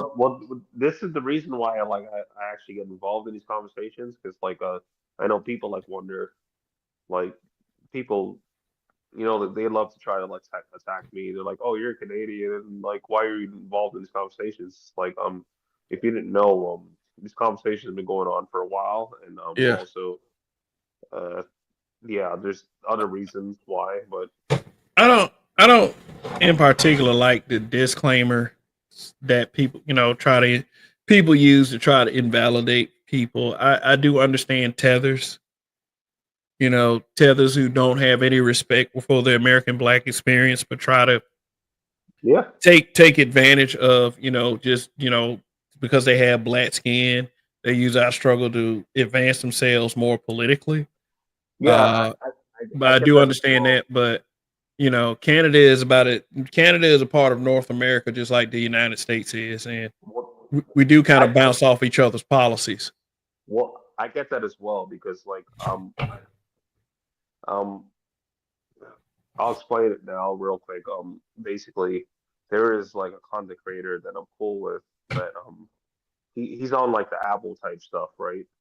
Yeah, Like, yeah, he's on the Apple type stuff, and he went over, like, Tariq's, like, whole thing, and he was like, yeah, actually, basically, Tariq is saying that like he's like according to his actual doctrine, like he's only calling people tethers that are against like FBA ban. But Yeah, yeah. the problem is that people are just using that Using loosely. that just to describe anybody Yeah, that's from another country that's black yeah, that might be in America. Like, yeah. They're using it loosely, and it just kind of like the effect of the word kind of loses its purpose, and it just ends up like turning into bullshit, basically. hmm yeah, yeah. Just like, when people overuse the word simp and, Yeah, yeah, like, they'll call you a simp for like at least loving a black woman or complimenting her. Oh, you look good today. I like General Tito's sound bite. Shit's hilarious because it emphasizes on the overuse and the invalidation of that word. Just like, we don't want that to happen with tether. I know exactly what is meant by tether. I would say probably Joy Reid is kind of a tether. yeah. She was born in the United States, but both of her parents are from Africa. So, and she was born in Well, 1968. well, So, I've actually heard that she's Jamaican. So uh, like, I'm also Jamaican. So like, I heard she's Jamaican, but the thing is, like, she seems to be anti-black men. So I don't care she's for her. very anti-black man. So yeah, I don't Like, care for her at all. yeah, yeah, she's very anti-black man. Like, I mean, I think I've already talked about this, but her and that exchange with Byron Donalds when Byron Donald said that black families were more together in the '60s, and she tried to twist it up like he was saying that black families were better off in the '60s, and then she used this story of a black man watching his son get murdered by a white supremacist, and I thought that was very disingenuous and weird to So, use so, that since, to try to counter his argument. so since you brought that up, because I think it was Art and a couple other people that were talking about Byron Donalds when he was talking. He said that apparently black people were better off. Like No, uh, no, the conversation was they were having a conversation. The differences between black Republicans and black Democrat Shills, and he actually said that they were more together in the '60s. He didn't say they were better off. He said they were more together. And Joy Reid just like, I don't know. It's like with Democratic Shields, it's like, you gonna believe us or your lying ears. You gonna believe us or your lying eyes. You know, yeah, eh, yeah. And Leonard D. Yuta said Joy Reid is definitely a tether. Oh, okay. yeah, I would agree because I heard she's Jamaican and that is my people, so I would definitely agree that she's a tether because she's up there talking shit about black men and trying to convince them to be on some bullshit. Like, yeah, I would definitely agree. Yeah. Yeah, I mean, like I said, she was born in 1968. Her parents were from Africa, so she was born on like the right before the feminist movement moved in and replaced the civil rights movement. Well, if she's Yes. from Africa, like that would be great to hear, so I don't have to take the L. Like, uh, do you know what part of Africa she's from? Well, I was saying her parents are like, I think. Let me see. Let me look up Joy Reid real quick, just so I can verify it, because Google's everybody's friend, and Yeah, and I've let been me see. taking the Jamaican L for Joy Reid for a while now. So I haven't bothered to look her up. I really didn't care. But All right, so Reid was born Joy Ann Lamina in Brooklyn, New York City. Her father was from the Democratic Republic of the Congo, and her mother was a college professor and nutritionist from Guyana. Her parents met in graduate school at the University of Iowa. So, yeah, because it's been going around in space, and like people have been saying that she's Jamaican. I'm like, I don't know about that, but no, I'll take she it. is definitely not Jamaican. She So was that's a raised guy. Methodist. and has Yeah, so you can stop taking the L on that one. yeah. She's Guyanese, so I don't have to take the L on that one. So yeah, I'm happy to hear that. Yeah, but they said she was raised mostly in Denver, Colorado until the age of 17 when her mother died from breast cancer. And then she moved to Flatbush, Brooklyn to live with an aunt. Shoot. So it, I don't even know if, okay, were her parents ever married? I mean, who knows? Who knows? Her father was an engineer who was mostly absent from the family. Oh, okay. Her parents eventually divorced and the father returned to the Congo. Oh, so the father was like, fuck this. I'm out. Fuck this shit. I'm out. Like, I mean, you never know what actually happened, but well, uh, yeah, yeah. Well, I know, like I said, you never know what actually happened. It could be in the cases of many black couples that split up that the mother was a battle axe, but then the mother died of cancer and she moved in with an aunt.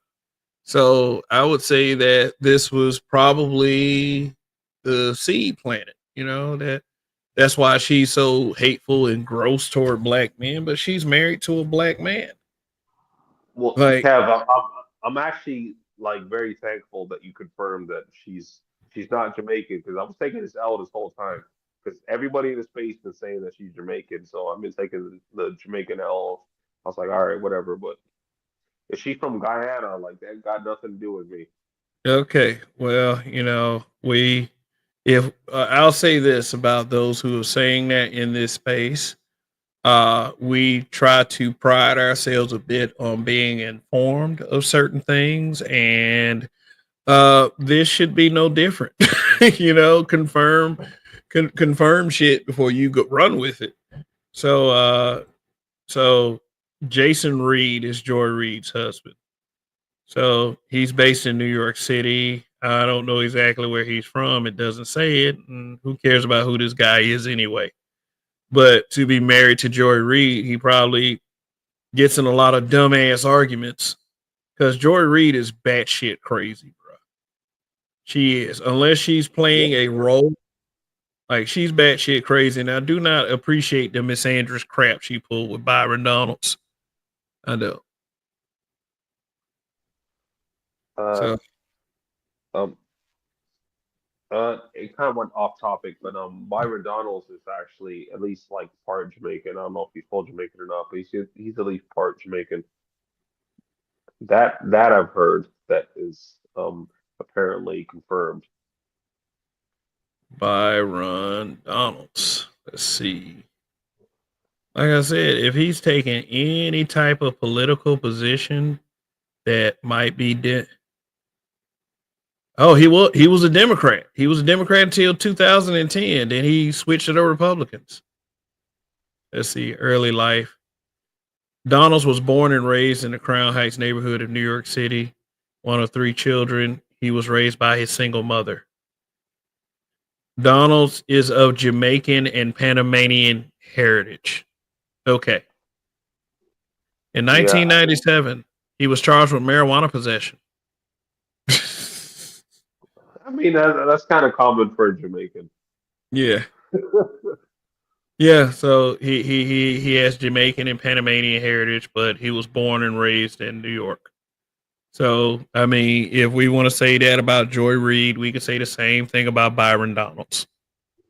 Well, I mean, for So, Joy Reid, I'm glad to know that she's not Jamaican, so I don't got to take that L anymore. Y'all got to talk to the fucking what did you say she was? uh, her dad is from the Congo. Her mom was from Guyana. Yeah, so take that shit to the Guyanese people. That got shit to do with me. And All right, yeah. Guyana like has a lot of like Indian people too. So yeah, I'm glad I have no no connection to that. Mm. That man, he was yeah, yeah, he was a Democrat. But let's see. I don't know, man. Maybe it's because Byron Donalds is married to a white woman. That could be the case, but Yeah, because you know how we love dick policing. yeah, because for Byron Donalds, like one of the biggest things about him when I was like just doing a little like not necessarily research, but just just like looking him up. Apparently, Byron Donalds, people had an issue with him, and uh, the reason why they had an issue with Byron Donalds was because he was saying that like what you reconfirmed earlier was that the black families were more together during the Jim Crow era, and for that reason people were attacking him.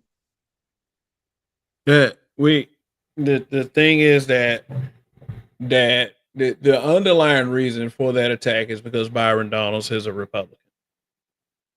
You know, everybody was cool with RFK until he became Republican. Everybody was cool with Elon Musk till he became Republican. Donald Trump was a cultural icon until he decided to run as a Republican. So Yeah, he was also a Democrat. yeah, they were all Democrats. But when they switch over to the other party, then all of a sudden they're the worst people on the planet. And then we look past guys like N-word swilling Hunter Biden, which I showed you that CBS suppressed a story about that. But spend every waking moment calling Donald Trump a racist. I mean, but when you have actual racism as evidence, then all of a sudden everybody acting funny. They acting like they don't know what's going on. So I've got a question for you because like recently Kevin O'Leary, well, it's like Irish shit or whatever, right? But he's been talking about like what's going on in this current like political climate.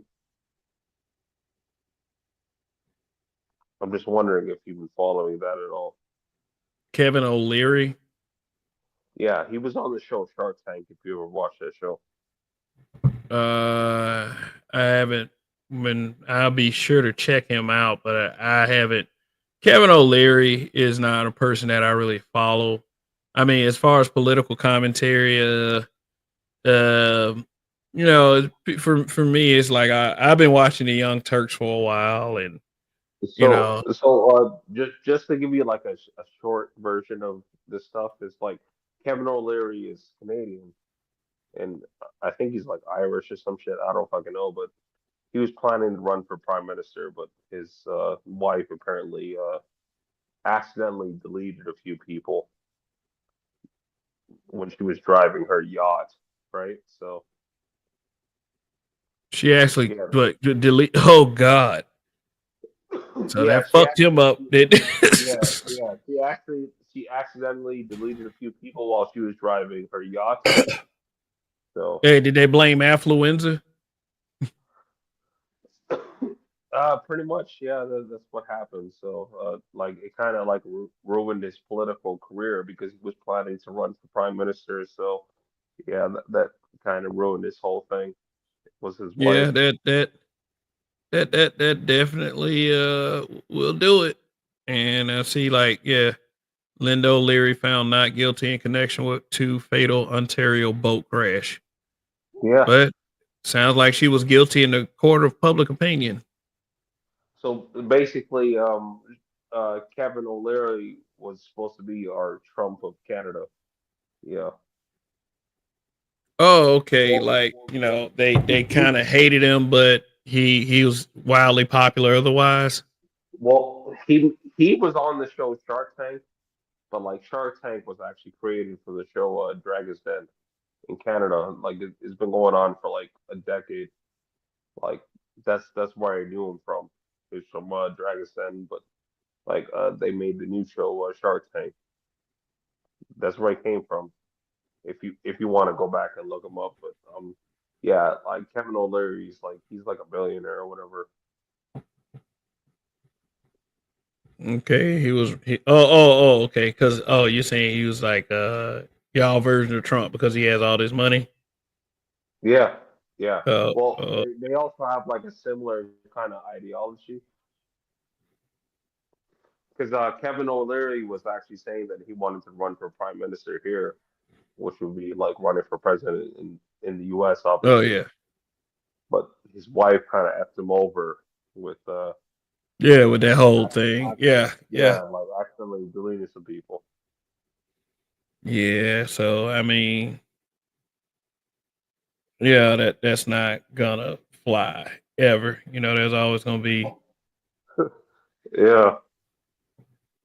Yeah, so okay, well, it's a wrap on him then, as far as his political, but I mean, did you feel like that, Kevin O'Leary was a missed opportunity for Canada?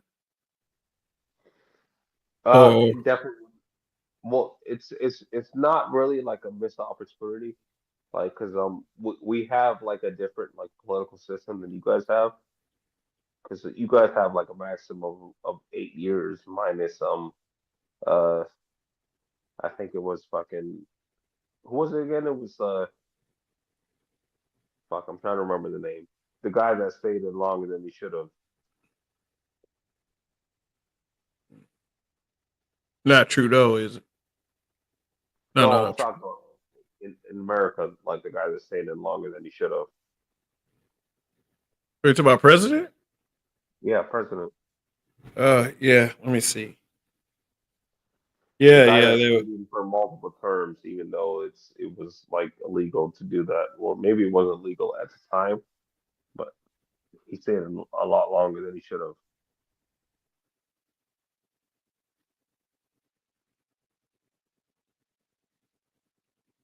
Mm. I think it was Roosevelt. Uh, You I actually think it was. talking I about think it was FDR? Roosevelt. Yeah, I think it was Roosevelt.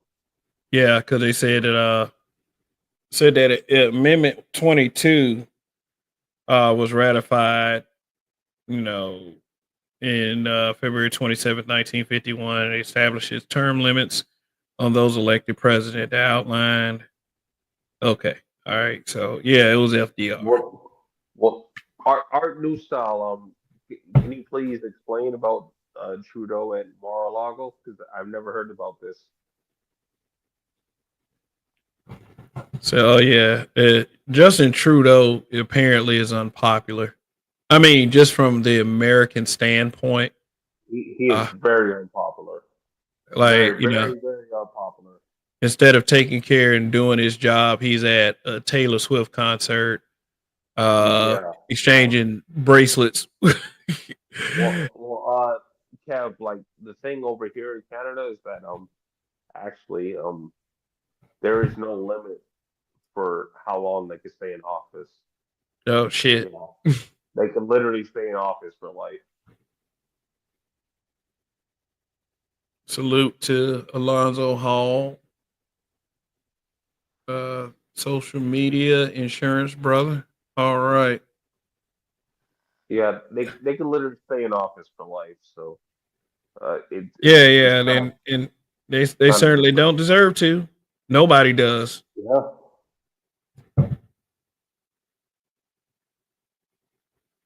So yeah, Trudeau Mar-a-Lago. Yeah, yeah, he's trying to. Yeah, yeah, he was rubbing elbows with Trump. Like a lot of people kissing the ring because they scared of Trump. Well, I mean, like I've actually voted him out, but he's staying in office because he actually made a deal with like the pretty much the communists or the socialists. Like he made a deal with like the socialists in Canada, so that's the reason why he's Oh, still in okay, office. yeah, that's why they said. Yeah, yeah, that's why they were saying like he's with that woke DEI shit, ain't he? Yeah, like he Oh made a deal with God. the socialists. That's why he's still in office. But we voted against him. Like he literally lost the election, but like the socialists sided with him. Tell you something. The only thing that I hate more than the people of color label, because I've said it before, it just puts black people back in the back of the bus. uh, the only thing I hate worse than that is woke DEI. I mean, like I know it seems childish and petty, but I'm tired of seeing my favorite television show franchises and movie franchises get destroyed because uh somebody from the alphabet community wants straight people to represent them. And I feel like it's kind of stupid. Like you want, like, why don't you create your own shit? But then again, like, another part of that is cancel culture, ruining your livelihood just because you might have had an opinion. I understand, you can't just come straight out and call a gay man a faggot. I don't have any desire to insult anybody, but at the same time, if I have a difference of opinion from you, and it is what it is. I don't think anybody really at that level deserves to be canceled. Like, the fuck is wrong with you? Some of these fucking people, man. I mean, shit. If okay, just say for instance, like, who that recently got called out because, oh yeah, Genuine. Genuine got called out because he said, "I don't want to date a trans," and people acting like he said some hateful shit. It's like, what the fuck is wrong with folks? Yeah, throw that woke DEI crap in the trash. So Kev, like I don't want to follow that argument that you just made, but Elon buying X. Do you know the reason why he bought X? Yeah, and he wants to do AIX. No, Kev, you disagree with me. I should cancel you. Oh no. Heart's beating in Oh, my chest right now. well, Okay. well, But yeah, the, Elon Musk talking about some that, even AI has been corrupted by woke DEI. So he so want to create an AI that's more transparent and going to be honest more, about more things instead of, trying to so force an opinion. so Kev, the main reason why he bought X is because his son turned into his daughter. Yeah, Oh, okay. So you say that this yes, is this kind of personal with him. yes, Well, I it's mean, like, personal. look, whatever means to an end that serves my mental state, and if that includes getting rid of woke DEI, then yeah, whatever motivation they have for it, yeah, by all means, get rid of that shit.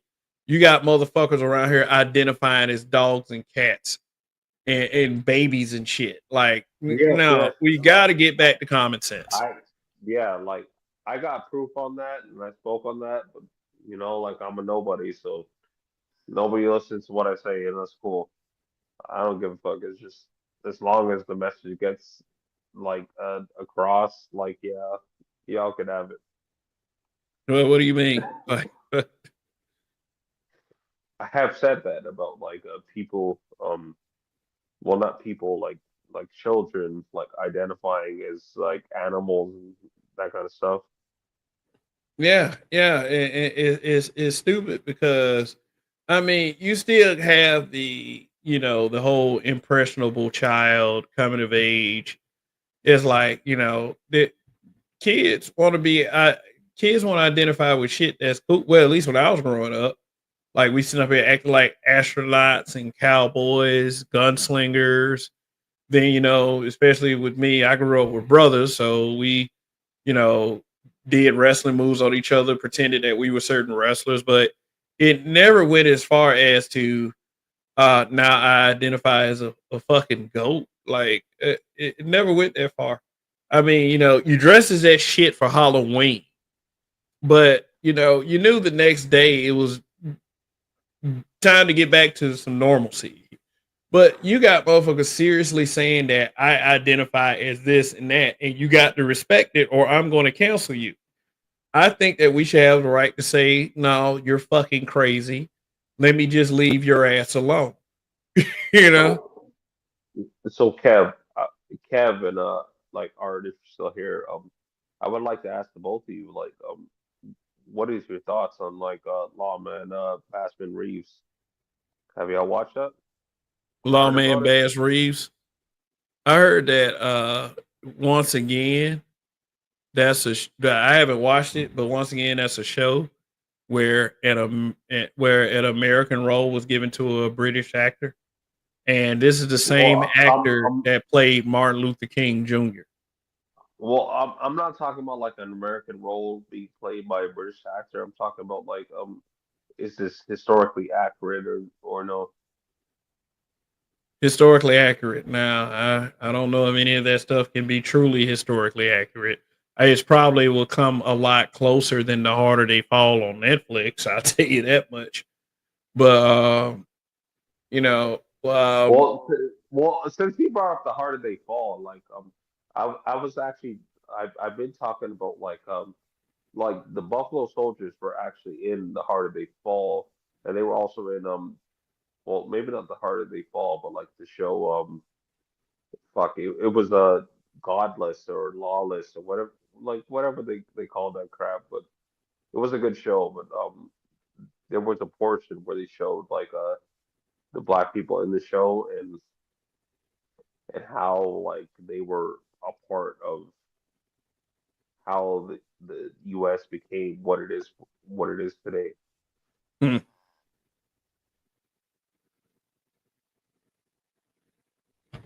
Oh, okay. So you going back to the days of the Wild West and the California Gold Rush and all that shit? I'm not sure about the history, so like I'm Yeah. just saying like the show that Industrial Revolution, Reconstruction, like I've learned about the Industrial Revolution, but like this was from like a worldwide perspective because it wasn't just the US that was going through that. oh, okay. Yeah. Well, I mean, like every country had its boom period into what, they what made them what they were today. I'm not really, sharp on Canadian history and how Canada was able to build and expand and advance their technology into what came became today's society. Maybe I should read up on, Canadian Well, history. well, it's not like a Canadian thing 'cause I also have friends in the UK and Europe and stuff, right? So like I also talk to people from there as well. So talking to you and talking to like other people is gives me a little bit on everything. Oh, okay. Yeah, yeah, yeah.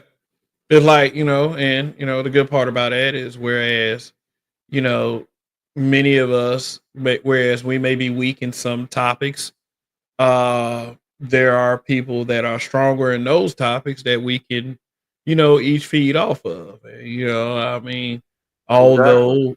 although I may not be speaking to some content creators like I used to, I've always been a objective enough person to acknowledge their intelligence and their contributions to what we like to call this space. So, I mean, I think that's a great thing when we can, actually, what we say actually has some type of meaning to it.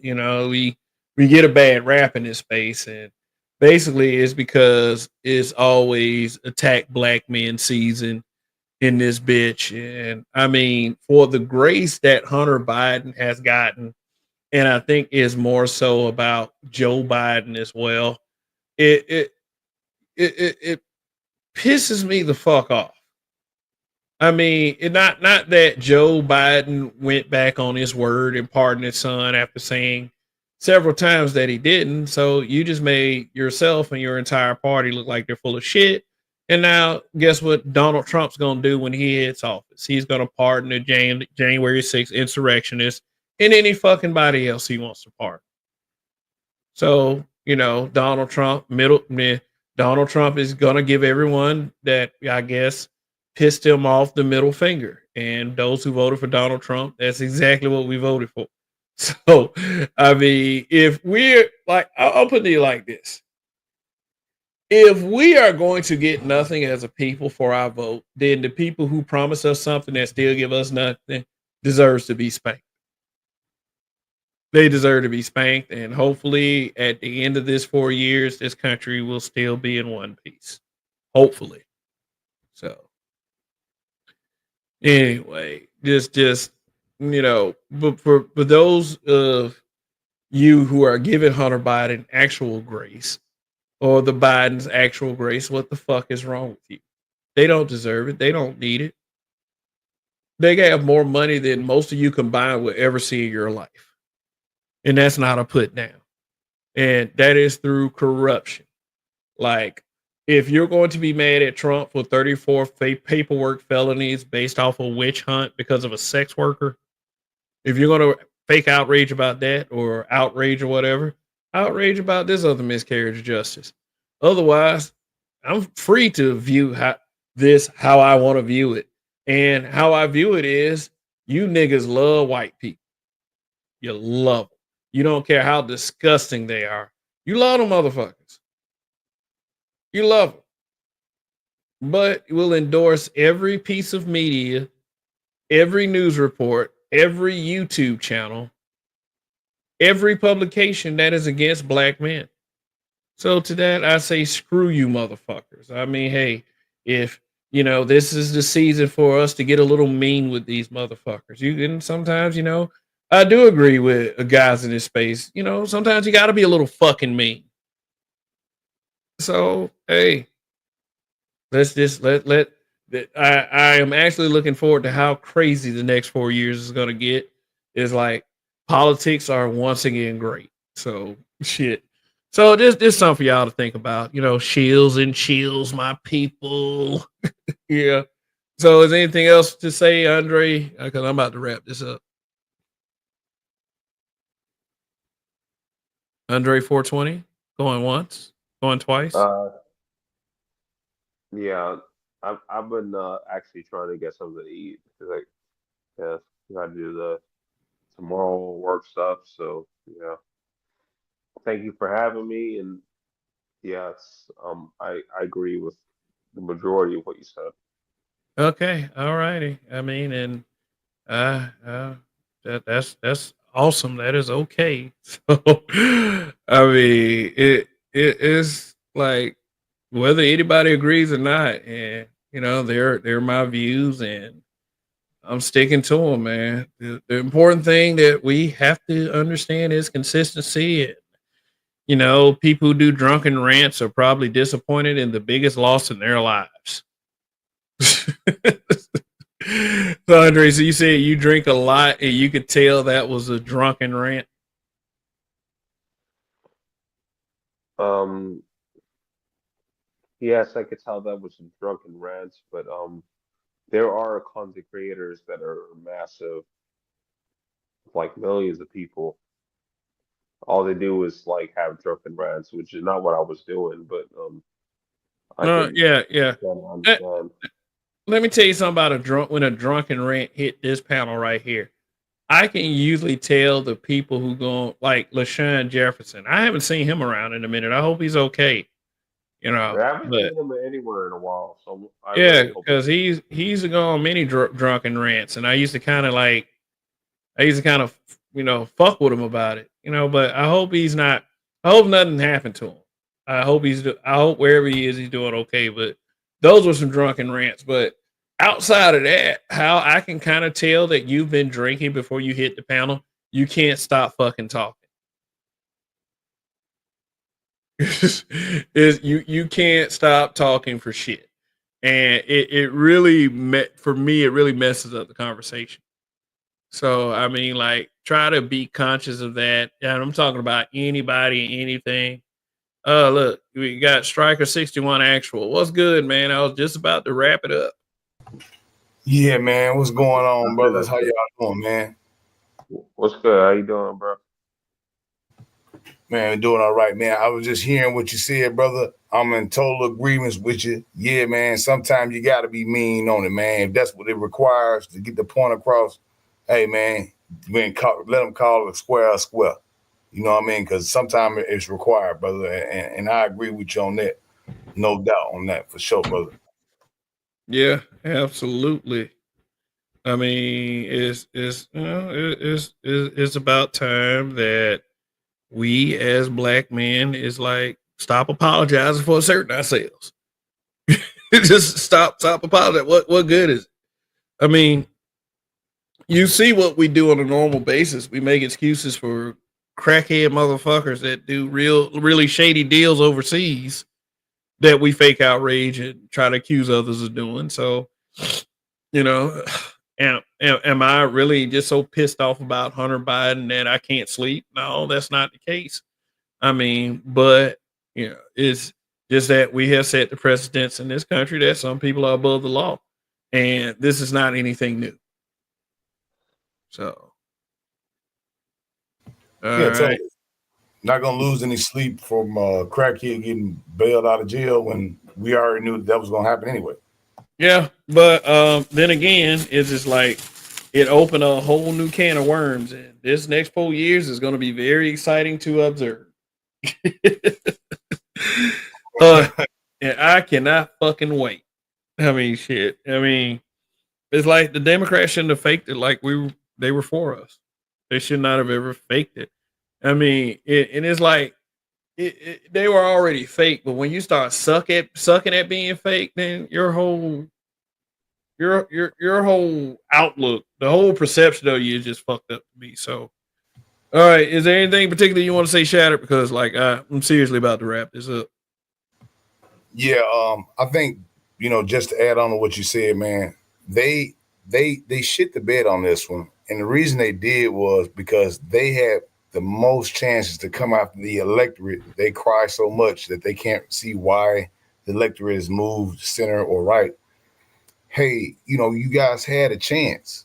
Now, the craziest part about I've seen it's already, fireworks going up, but to your point, brother, they have actually shit the bed. They don't have a proper mindset of actually going after the voters that they said that they wanted to begin with, and now they act surprised. It's like you didn't think that not catering to the voters would actually, you know, cause you a less voter turnout. It's like who's running the show here? I'm completely in accordance with. I'm glad they got what they got. As far as the right concern, hey, you know what? It's their ball to fumble. It's their ball to fumble. You know what I mean? So, they've already moved in a way that they have shown black people their ass. So they get everything that's coming to them, in my opinion. Absolutely. So yeah, before I stop this, two things. Number one, the new Snow White trailer. I couldn't even watch it. I saw it last night. It Oh popped. God. Rachel Zegler alone, just Rachel Zegler, she destroyed it for me before I could even watch it. In what fucking world, in what dimension is Gal Gadot, Wonder Woman, gonna be jealous of Rachel Zegler? Are you fucking insane? This is what you were going for, Disney? Anything can pass as beautiful and fairest of all. Are you fucking serious? And then to fuck up the movie that made Disney what it is today? No, that's unforgivable. They I mean, changed it 3 times, Kev. They changed it 3 times. First with the door situation. Okay, the doors. They changed the doors. Then Rachel Zegler got to talking crazy. They changed it then, and they told her to be quiet. She couldn't do that because they were like, "We're gonna run press.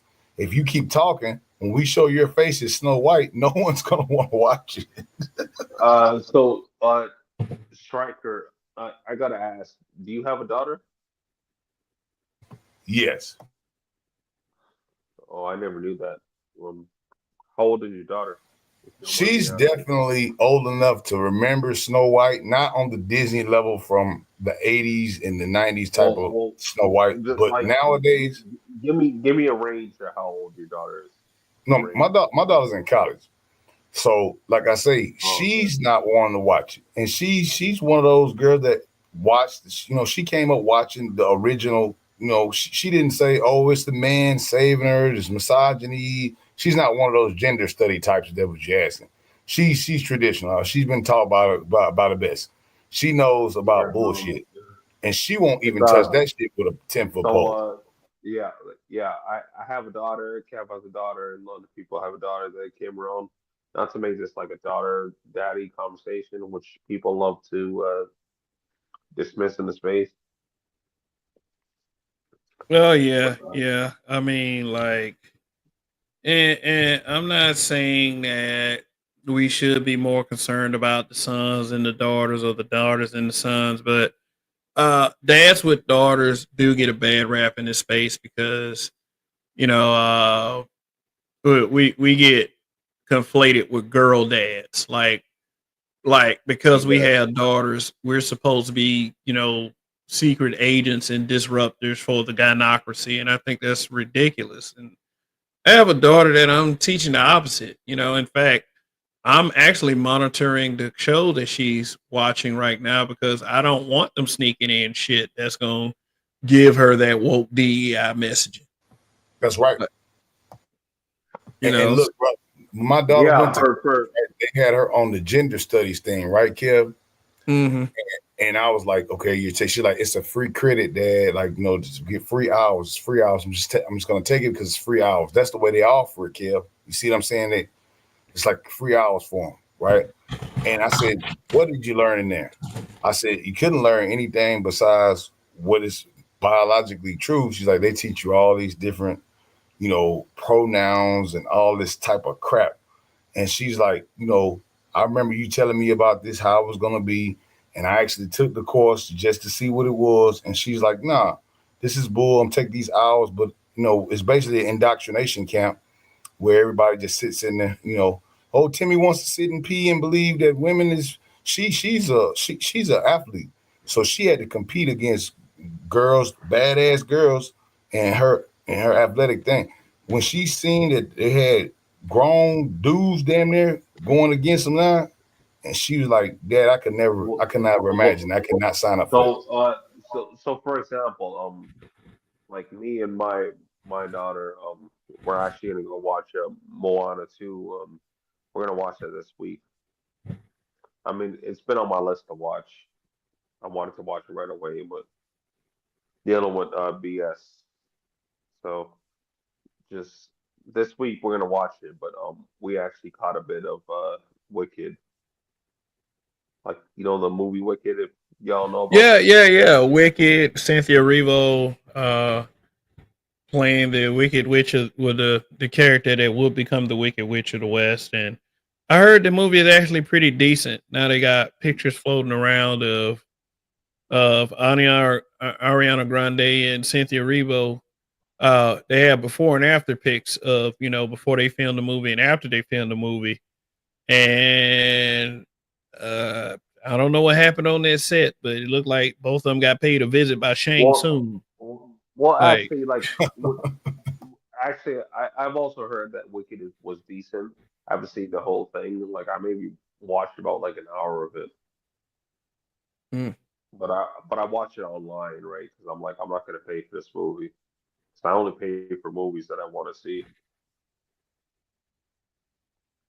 Man, Yeah, you can say look shame all you want. Cynthia Erivo kind of like a buzzer, like look like Adrian Toomes from the old Spider-Man comic books. I mean, look, oh for real, man, look at her. She got a bird beak, but I yo, mean, it just like certain women just do not look right when they shave all their damn hair off. I mean, and they're like, yeah, she shaved her head and she shaved her eyebrows off, yeah, yeah, and I all the way. mean, like, I don't think that looking like a cancer patient is a fashion statement, and I'm saying that as an ex-cancer patient, you know. Okay. Yeah, yeah, I am saying that. So it's not like I'm being insensitive or anything. It's just that, what the hell? What the hell is like what the fuck are you actually trying to do? It's like it's just like I've watched a lot of meltdown TikTok videos, but I run across a few that said that what the fuck are these women shaving their heads for? It's like you're actually insulting little girls that have to go through cancer, and they lose their hair, and it takes a real damaging psychological effect on them because I was embarrassed when I lost all my hair. Yeah, I'm not it's one saying that thing that's for men, why, right? It's one huh? thing for men, but like you were saying, like as men, right? You lose your hair. It's No, one thing. For it doesn't women, it's impact worse, us right? as badly as it impacts little Yeah, girls. like I was saying, like for women, it's 10 times worse. Their self esteem, all that. we can see the $1 billion market of fake hair could tell us that off the muscle. Yeah, yeah. And then like for these women to go around because of a presidential candidate that I mean like that's already been in office, got elected again, like I'm gonna shave my hair, some type of girl power statement. Like you dumb motherfucker. My Oh thing, god. I heard him with that, right? And I hear that same sentiment. And I've heard the 4B stuff. I've Oh heard god. the I did shaving for of the other hair. night. Look, and what I also saw is they're like, well, food prices is high, gas prices is high. My housing prices is high, and now they got Trump in there, and it's gonna be even worse.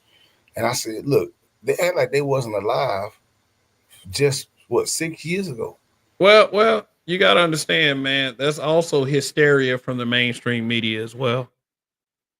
Like they when they constantly say that Trump is a fascist, which I mean that's a projection because the same very people calling him a fascist wanted to censor anybody that didn't agree with him, especially podcasts. So that's acting fascist. They kept calling him Hitler. They said his followers were Nazis. They say he But wants to use the military against, American people. They said all of these things. but didn't that it isn't now? Correct me if I'm wrong. I'm not the biggest political scientist here, but you said the word the NAZI word. Okay, calling people that, right?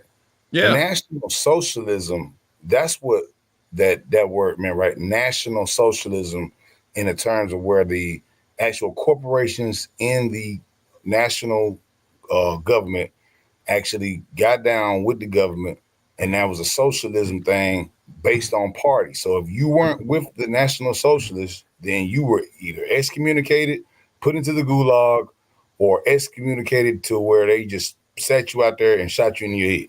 God And damn. that's basically what they were doing right when he took over. When the mustache man took over the moderate Germans, the ones that wanted to let the small hat people just live and let live. If you was even an inkling of that, now we don't have that now. But what do we have? This cancel culture, right? They can take everything from you. You say anything. That's typically not the conservatives. They're more for No, no, free. no. Yeah, they're more for free speech, and I mean, like, if like, and I said this a couple weeks ago. If they want to use the N word with the hard R, hell, go ahead and do it. But my whole point in saying something like that is we as a group of people should be to the point where we're fighting back with words. Like, what are you gonna do? Cry in the corner because he called you a nigger? No, you insult that fucker back. To say to him Right. something like, "Hey, man, your wife really wants my dick, and I know that makes you insecure and uncomfortable. You sit in the corner crying, and hopefully that she'll let you clean up after I'm done, which I have nothing to do with once it leaves my body. So if you want to denigrate yourself like that, you go right ahead. Ill, it's a gross thought, but just the thought of their insecurities toward the BBC is enough for me. And you can use that to jab them any way you want. I Man, mean, shit. I They just wait. conducting studies where most white women fantasize about being with black men, and Look, that right there is a lot of the basis for racism. So, is ways. Well, the only point I'm trying to say is this: is ways that you can insult them. Is ways you can insult them, and it's things that they've been insecure about. And these guys, they write these little letters. What they call it? What do they call it? what Like what a school shooter. They write these multiple case manifesto, uh manifesto. manifestos. Yeah, Yeah, they write these manifestos, and in these manifestos, is always about, oh, they're gonna take our women from us, and we gotta delete as many of them as possible. And all this other shit. So Kev, the like same in thing terms with of the like AB, right?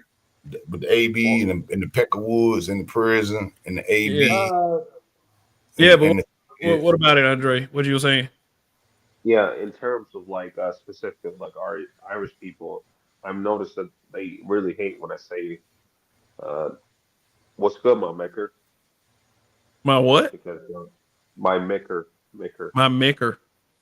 Yeah, they Oh, really hate okay, when you because call it. because like a lot of them are named Mickey and O'Leary or O'Houlihan or some shit like The that. Mick is a I'm not sure what it's about, but it's just like no it was Mick actually is a somebody. Well, it was actually somebody from the Black Manosphere that like showed that to me. So Oh, yeah, okay. like the Irish A people, they Mick really though. hate when I say that. That's just like calling them, right? Because Irish people, they always get a bad rap for being drunkards, fighters, you know what I'm saying? And it's like overall unruly people. And they were, that's why they had that mob to get at with the Italians because they was close to a Negro, but they wasn't there, but they was close. All They right. they they was close, right? You call them mix. Mix is a derogatory term to them. So if you call them a micker, that's even worse right there. Ooh, that's you hitting them hard there. Call them micker. They really hate it when I say that. Oh, okay. So there are words for every group of people that hit them in the dick. So my suggestion to black folks is that don't go in the corner crying. Insult back. When we are at our funniest, we are the best roasters. And all this misplaced outrage and anger, going toward people like Tim Scott and Byron Donalds when you should be targeting motherfuckers that have been faking it with you. I'm just trying to make I'm just trying to make everybody who listens to this aware of the amount of BS, that we let slide. But Shatter, like, yeah, I got okay, well, oh yeah, I had one more thing to say. I said the first thing was, the Snow White trailer. The second thing is Dr. Umar is just off the reservation. I was looking at Media What Man's community tab and what do you thought about that? Because but I don't know, bro. What do you mean? I haven't checked it out. wait. What Shatter real quick? Because recently BGS was talking about like Dr. Umar, how apparently he went to Australia and he was saying that yeah apparently down in Australia like black women are saying the same stuff that they say in America. So yeah, BGS like also said that he's starting to agree with accountable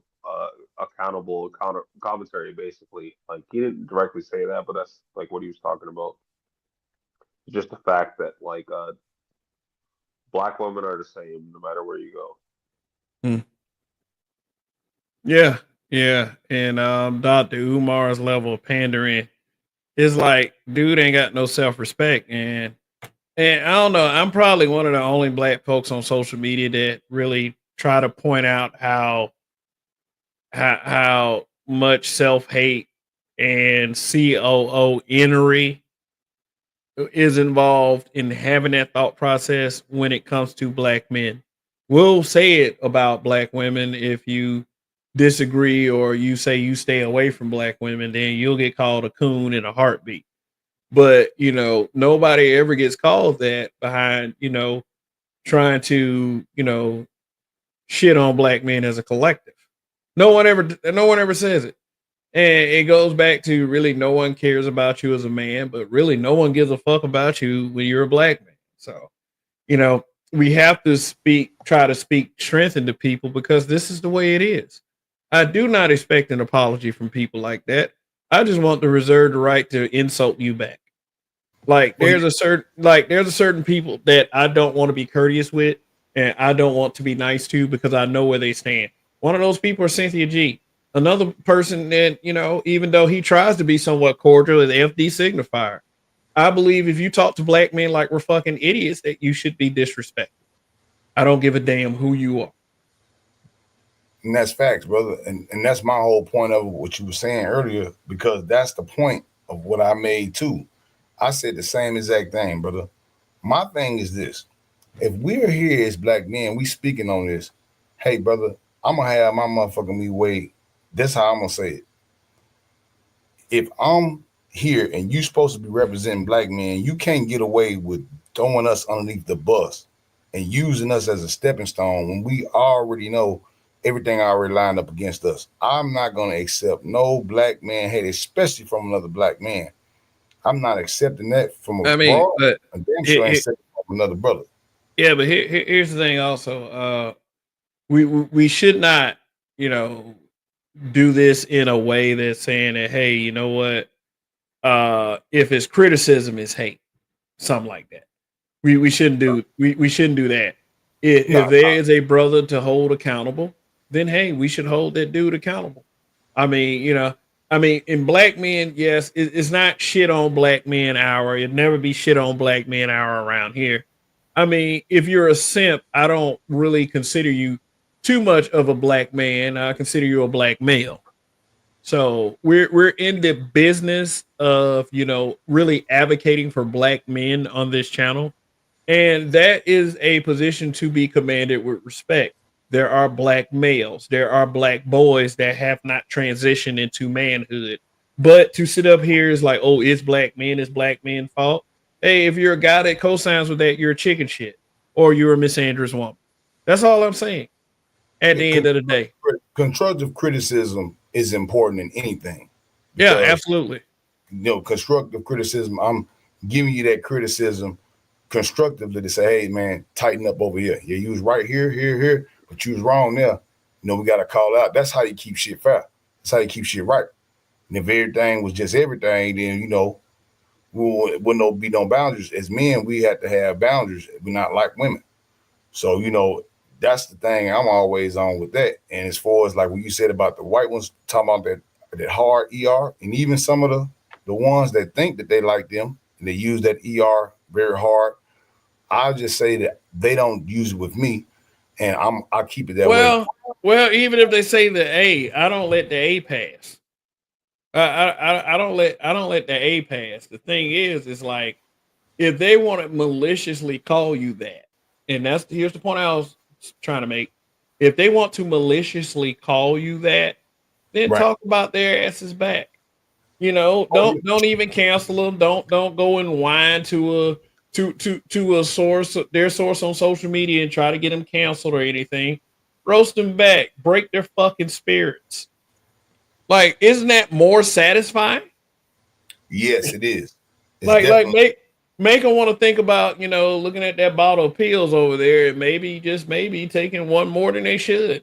I mean, look, I don't want if to you are disqualify racist, the opposition, right? I don't want to disqualify the opposition because I want to play you on the battlefield and destroy you. yeah, That's absolutely. way I don't more want you satisfying. canceled. I don't want you Right. silenced. You know, that's the beauty of freedom of speech. Some people have it that you may not exactly agree with, you may be disgusted with, but guess what? You got it too. So, but anyway, yeah, I gotta go for real this time, man. I'm tired as fuck. But it was great. It was great having you gentlemen up here once again. It's always good to have a black man's perspective on a channel. This is what this channel is basically for.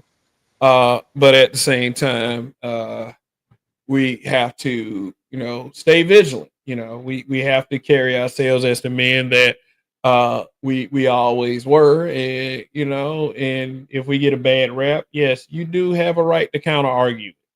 So, you know, just keep that in mind. And that is it for me. I am done. Thank you, Andre 420 and Striker 61 Actual. On behalf of you guys, this is Kev. Long live the habitual line steppers.